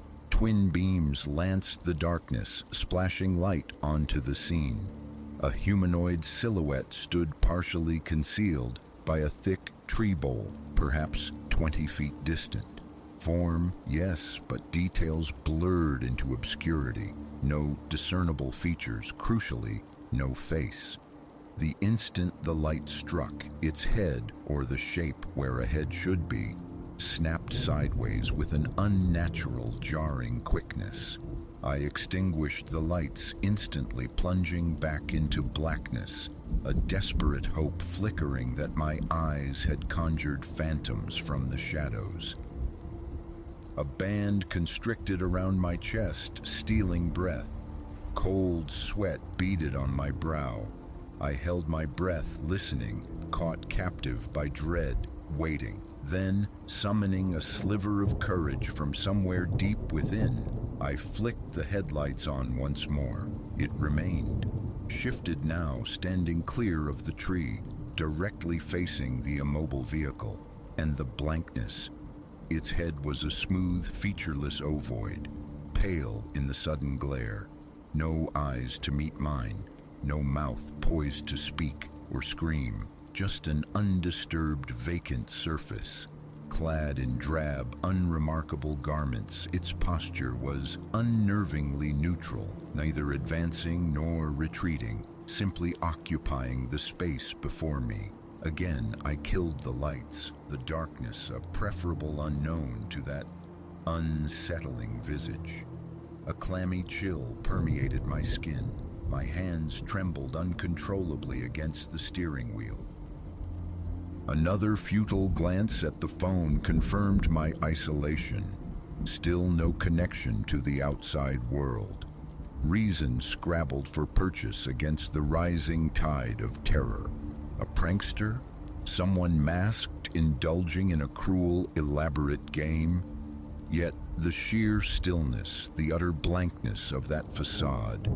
What human impulse explained such a silent, unnerving vigil? The car, my metal shell, seemed the only viable defense, however fragile. Locked doors, rolled up windows, a thin barrier against the unknown. Compelled by a morbid need to know, its presence a palpable weight outside, I risked the headlights a third time. Closer.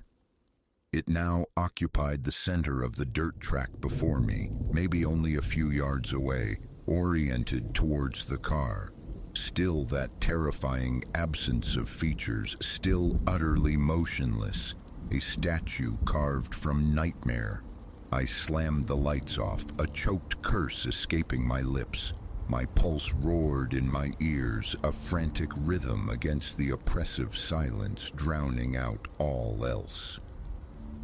Escape routes evaporated in the face of fear. Plunging blindly into the lightless woods felt suicidal, especially with that nearby. Yet remaining felt like waiting in a steel coffin for something inevitable. So I waited, straining my ears against the silence. A faint susurrus of crushed leaves reached me, a delicate, stealthy sound, impossible to pinpoint precisely. It seemed to be circling. My hand instinctively checked the lock button, pressing it down again for reassurance. It hadn't somehow failed. Peering through the side glass revealed only impenetrable black.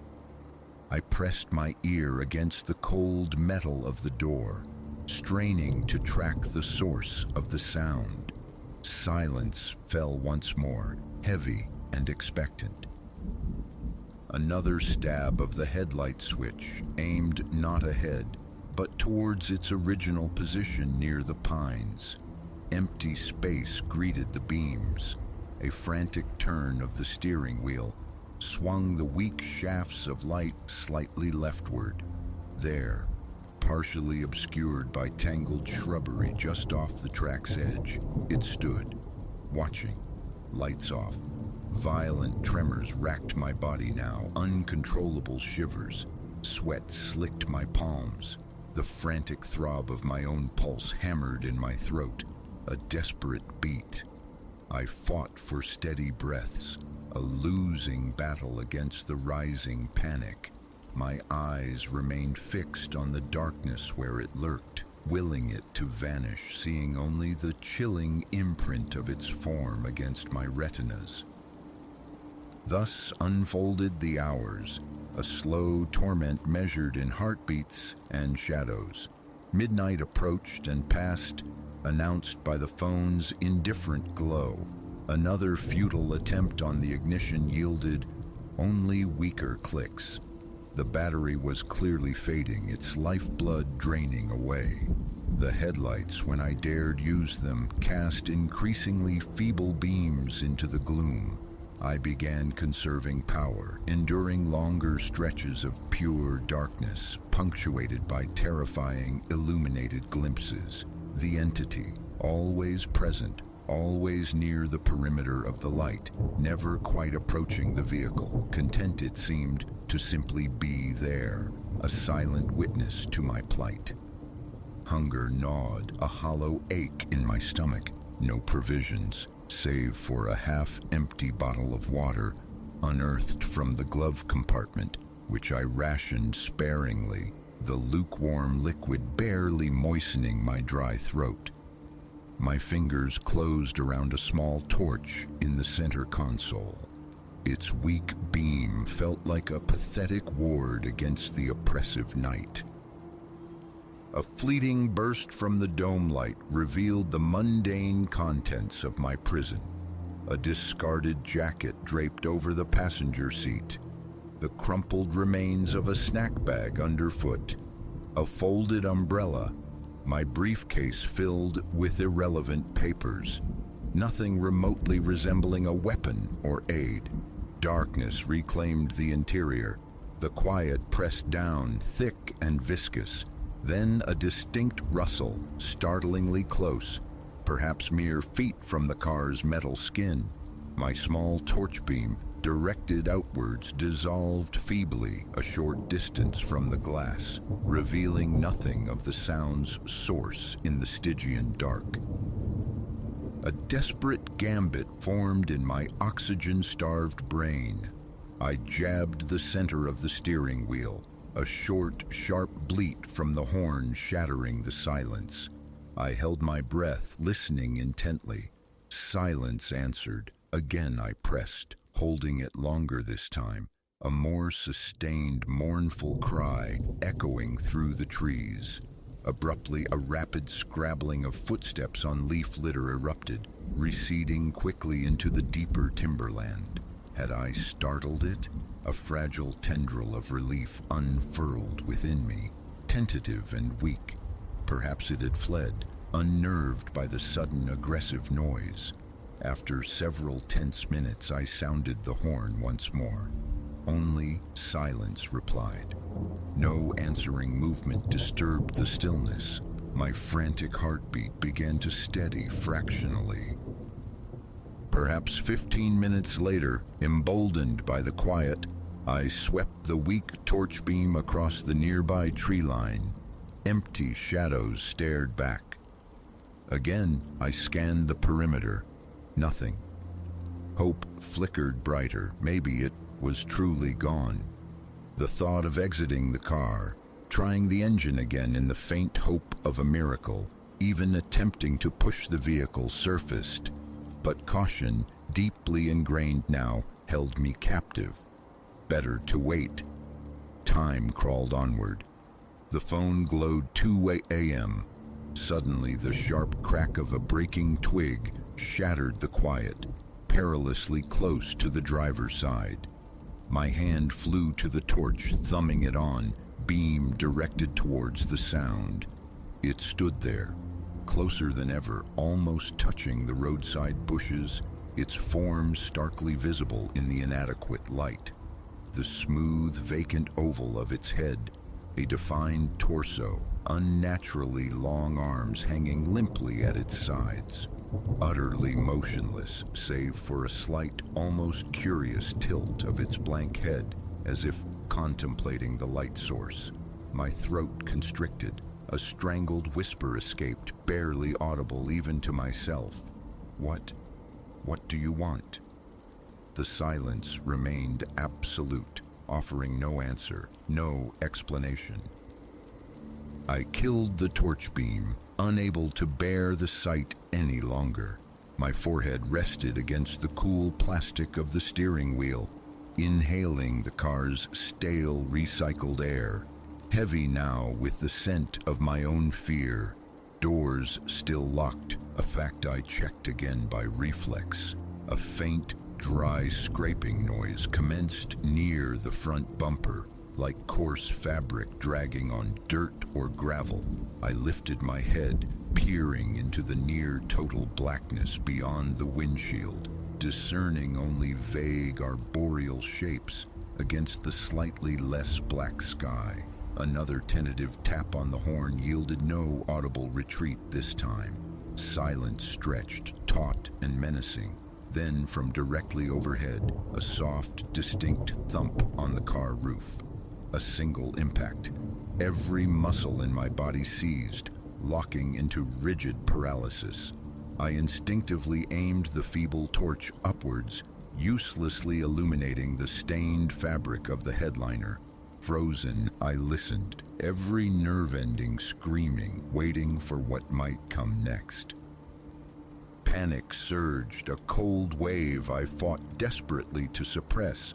Remaining within this steel shell, however compromised, still felt marginally safer than venturing out into the unknown darkness with that thing. The vigil stretched into eternity, marked only by the slow creep of numbers on my phone screen. Nearly 4 a.m. No further sounds disturbed the profound quiet outside.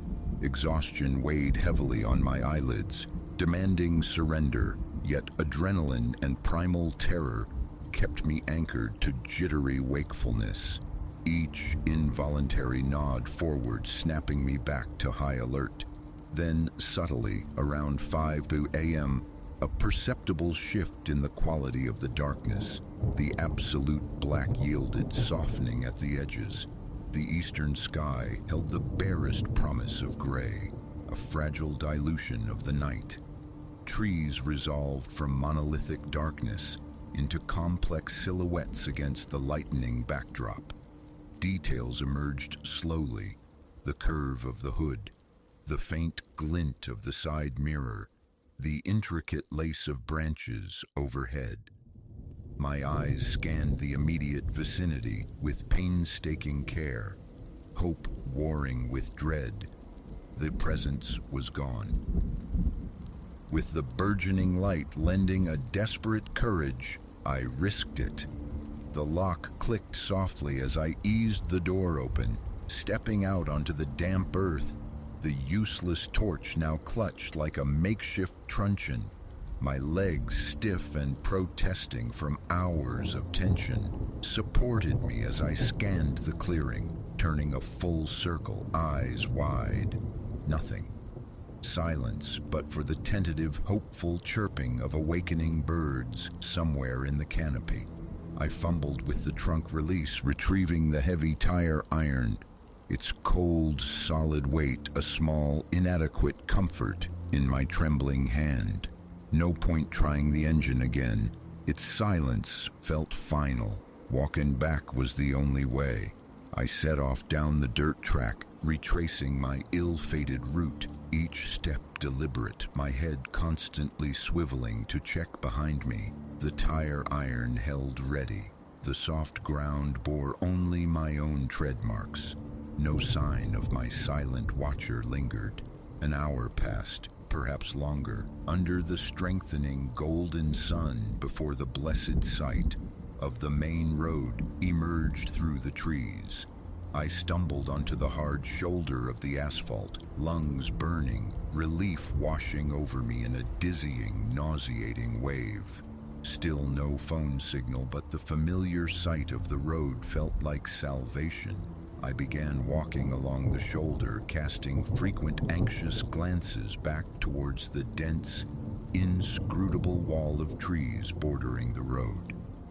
My heart refused to slow its frantic pace, still pounding with the residue of terror. What was that entity? Human aberration or something wholly other, sprung from the shadowed corners of the woods? It never threatened, never attacked. It merely observed, a faceless sentinel in the deep night. The memory remains, a cold knot tightening in my gut whenever darkness falls too thick. That shortcut, that gamble against time, is a path I will never tread again. Gridlock and delay are infinitely preferable to another night imprisoned in silence, watched from the encroaching darkness by the thing with no face. Each step away felt like a victory, hard won against the night, yet the profound chill of its presence lingered, an invisible stain, even in the welcome, clarifying glare of morning.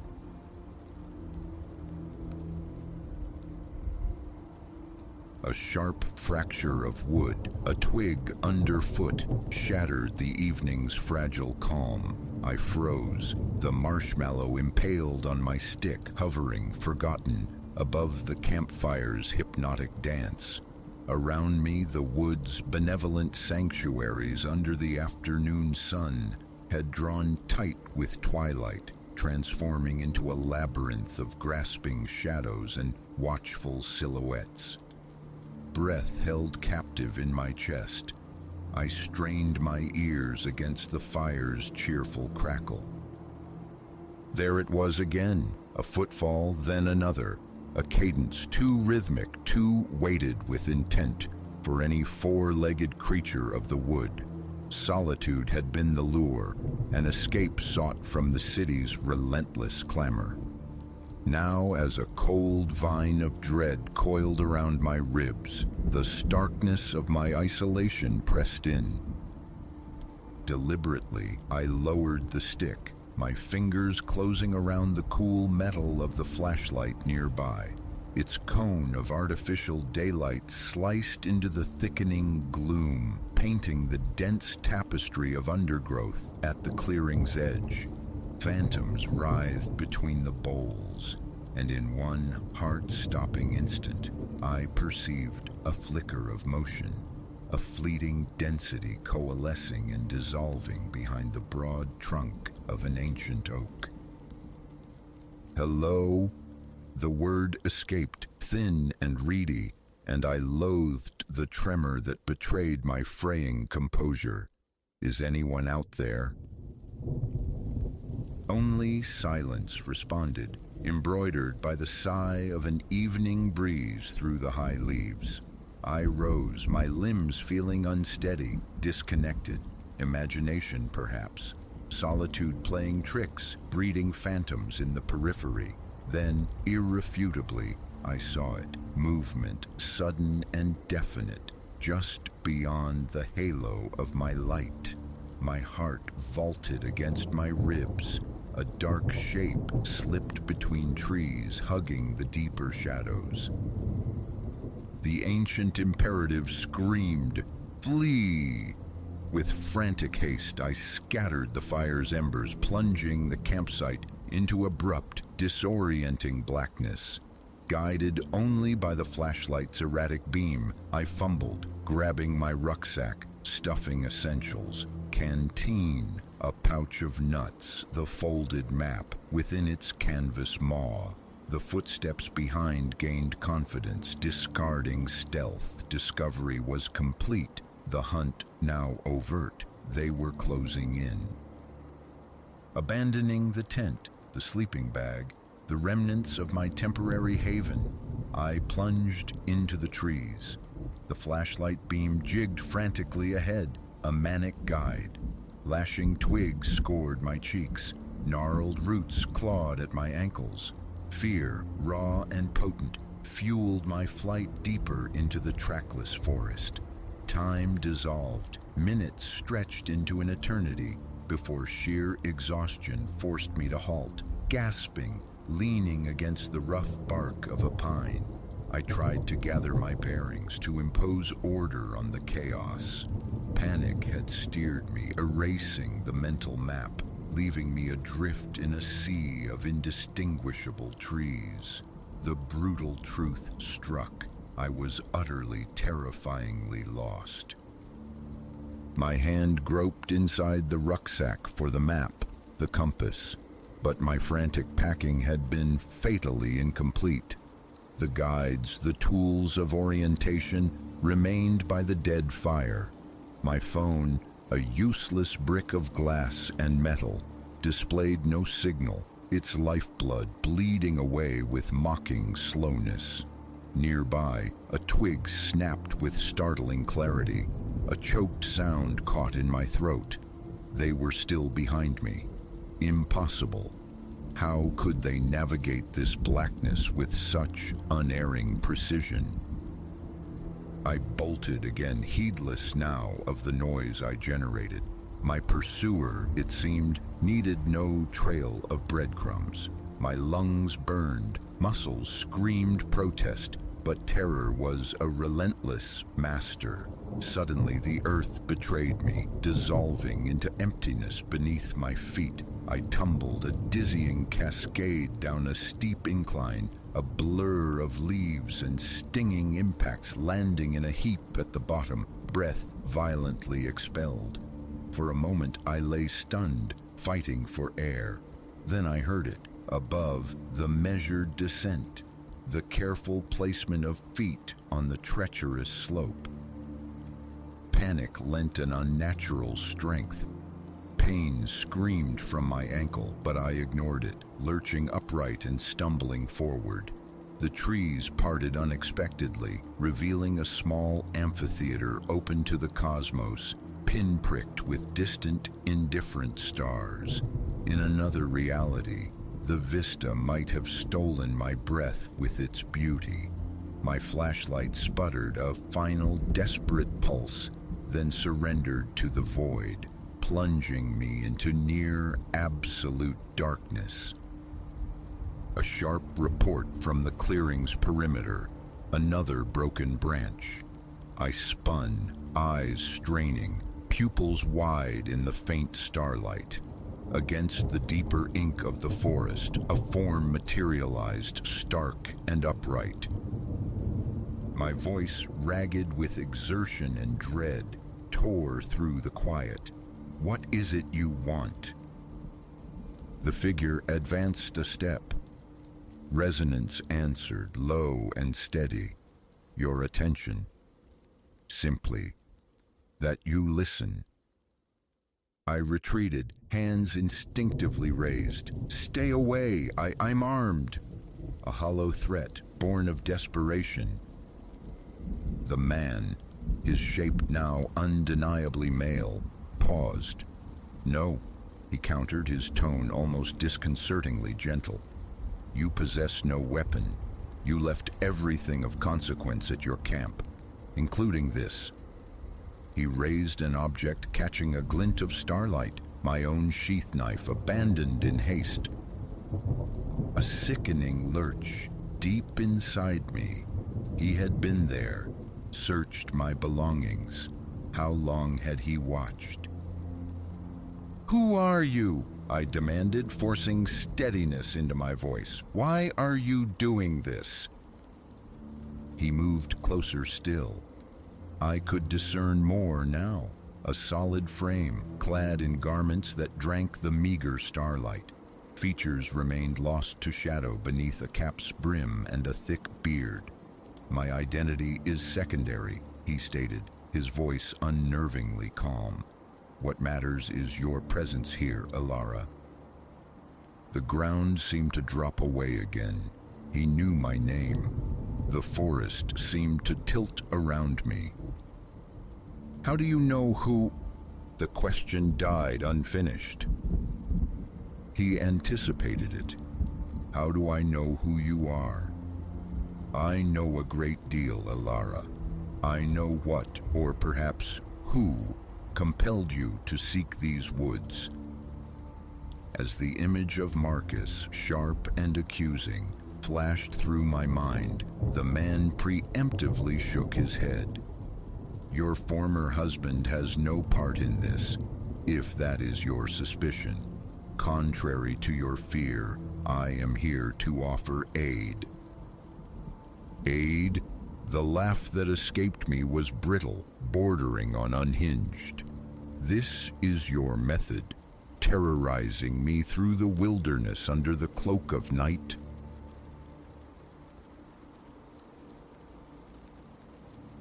A dissonance hummed in the quiet morning air when Elias spotted it.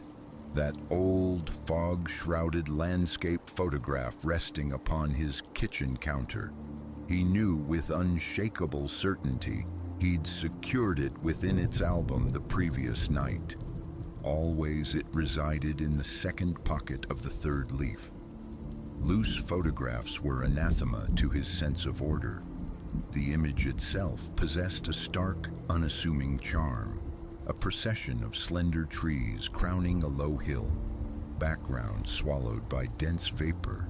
The faint ghost of a timber fence tracing the incline. Nothing extraordinary, yet its quietude resonated, offering a peculiar calm.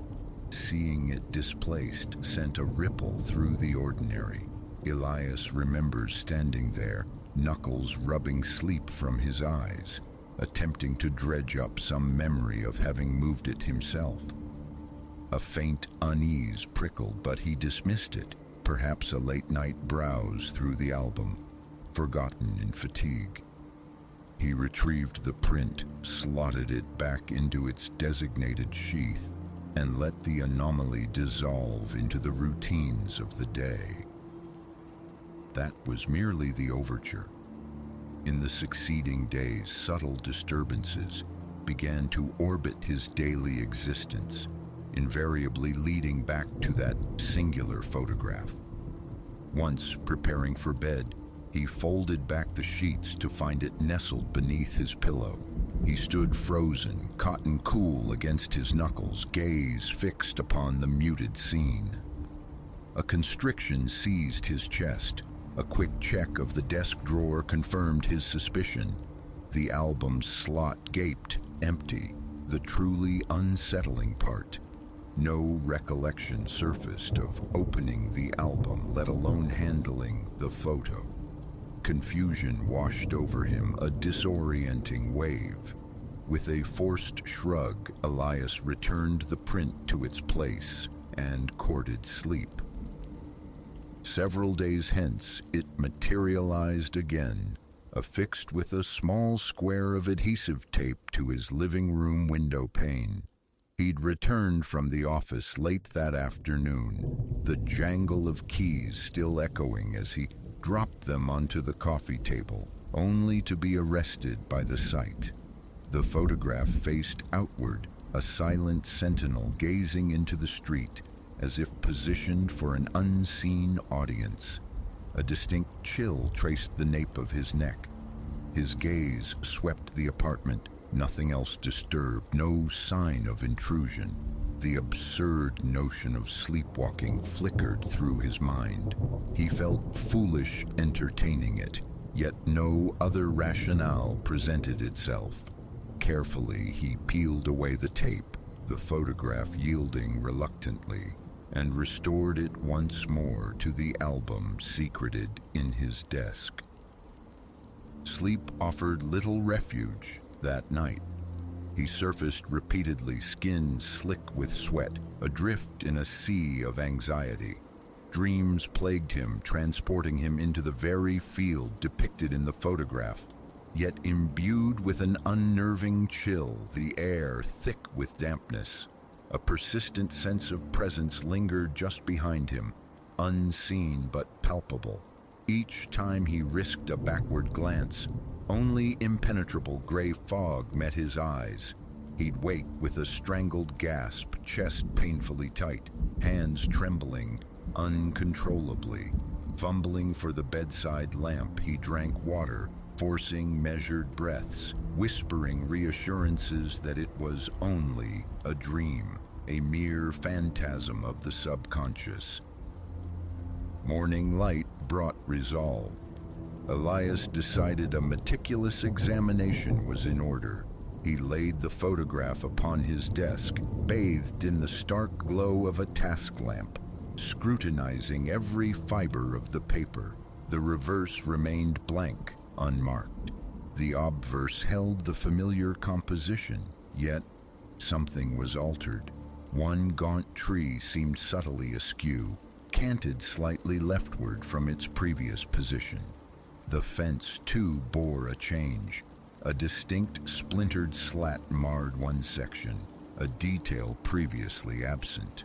A knot formed in his stomach, dread, cold and heavy, unfurled within him.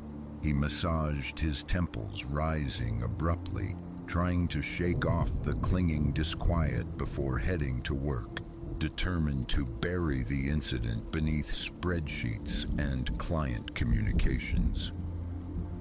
Elias was a creature of routine, inhabiting a world of ergonomic chairs, blinking cursors, and muted discussions of quarterly reports.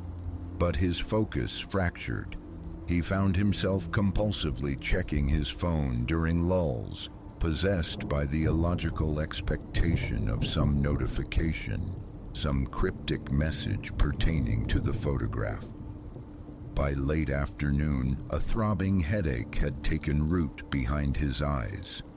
He departed the office early, grabbing takeout en route, the prospect of cooking feeling insurmountable. Upon re-entering his apartment, the familiar dread seized him instantly. There it lay, upon the coffee table. He was adamant, certain. He had secured it within the album that very morning, tucked deliberately behind other prints. His palms grew damp. His breath hitched.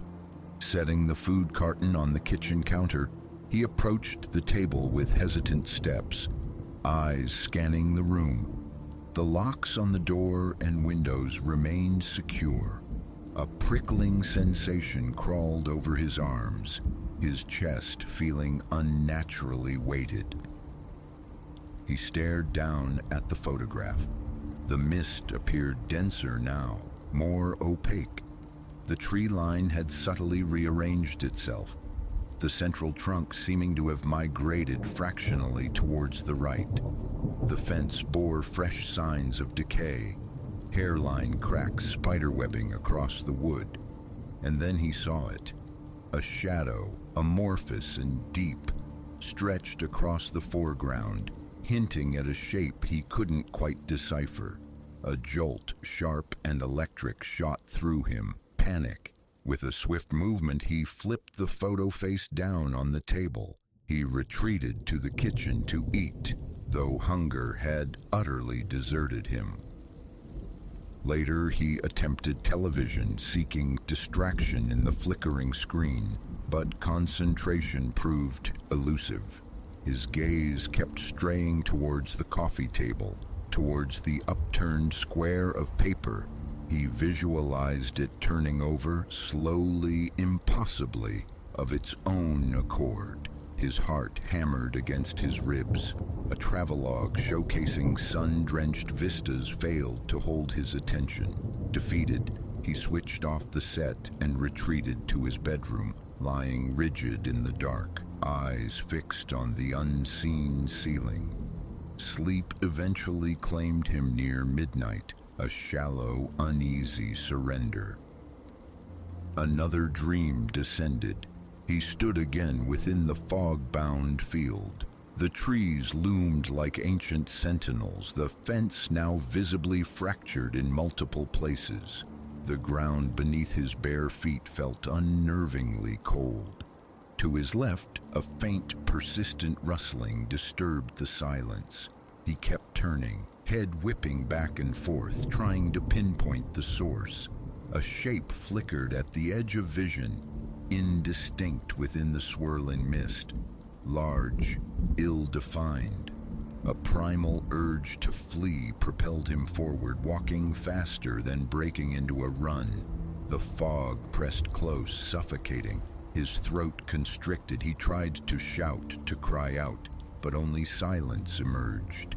He jolted awake, heart pounding violently, body taut as wire, his shirt clinging damply. Scrambling out of bed, he stalked into the living room, half expecting some spectral manifestation, the photo levitating in the gloom. It remained on the coffee table, face down, inert. His hands trembled as he picked it up. A faint, thready vibration pulsed against his fingertips. His muscles locked. Breath snagged in his throat. Drawing the photograph closer, he could have sworn its surface throbbed once. A quick, aberrant heartbeat beneath his touch. He nearly flung it away. A strange tingling radiated up his arms, prickling his skin. Without further thought, he marched to the desk, yanked open the drawer, shoved the photo inside, and slammed it shut. An overwhelming compulsion to escape his own apartment surged through him. Grabbing a jacket, he stepped out into the sterile quiet of the hallway. It was perhaps 2 in the morning. The corridor lights hummed with a low, incessant buzz. He stood there, adrift, uncertain. His mind replayed the image, the shattered fence, the shifting trees. Nausea churned within him. After pacing the length of the hallway several times, exhaustion finally asserted itself. He retreated inside, collapsing onto the couch, leaving the lights blazing against the encroaching dark. He didn't stir until mid-morning, waking stiff-backed and sore-necked. Sitting up slowly, rubbing his face, he struggled to orient himself. Saturday, no work. A sliver of relief pierced the fog of fatigue. He resolved then and there to deal with this definitively. Retrieving the photograph from the drawer, his fingers recoiling slightly at the contact, He placed it inside an old shoebox. He sealed the lid firmly with packing tape, his hands unsteady.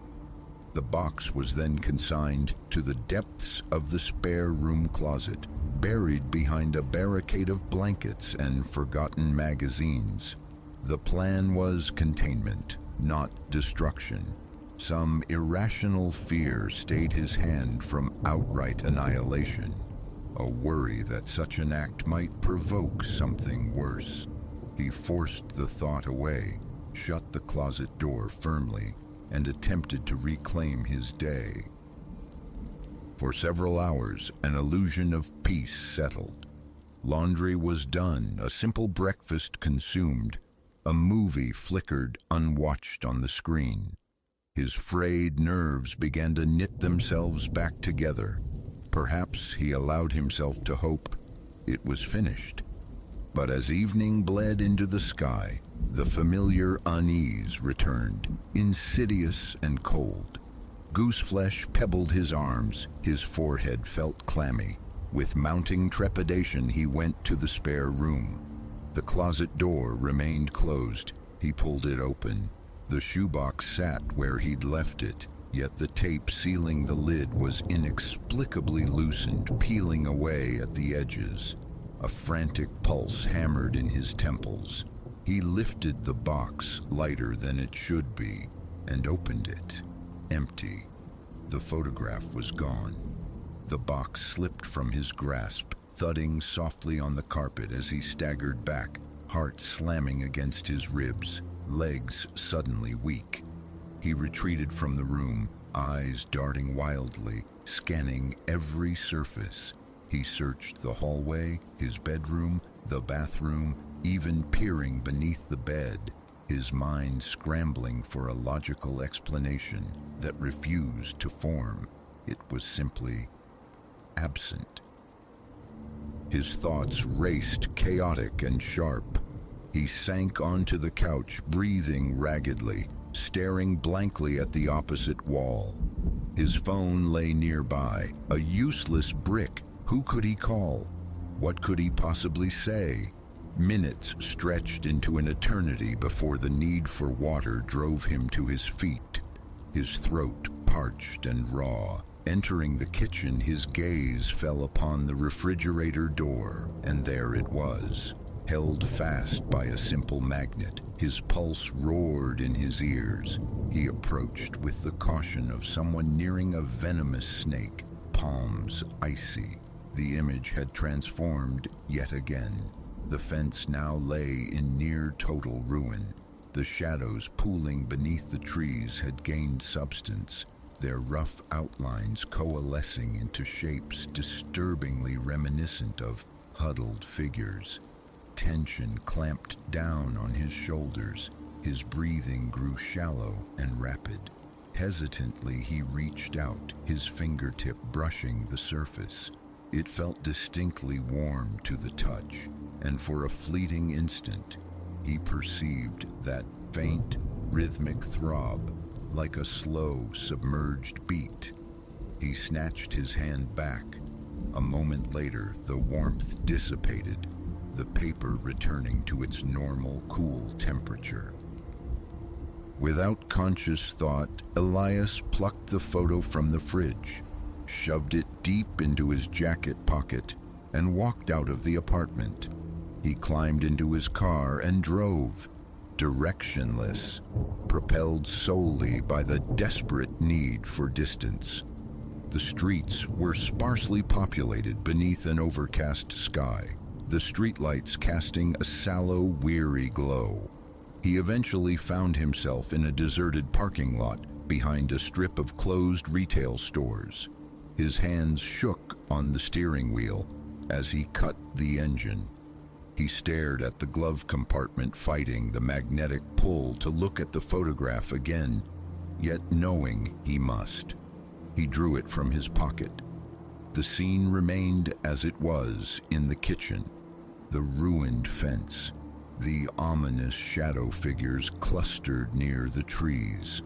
A suffocating tightness gripped his chest. He drew several sharp, inadequate breaths. his mind a whirlwind of unanswerable questions. He couldn't keep it. Not like this. Reaching into the back seat, he retrieved a small, sturdy metal container he occasionally used for tools. He forced the photograph inside, snapped the latches shut, the clicks unnaturally loud in the silence. The container was then relegated to the trunk of his car. He remained in that desolate parking lot for nearly an hour, adrift, trying to quell the internal storm.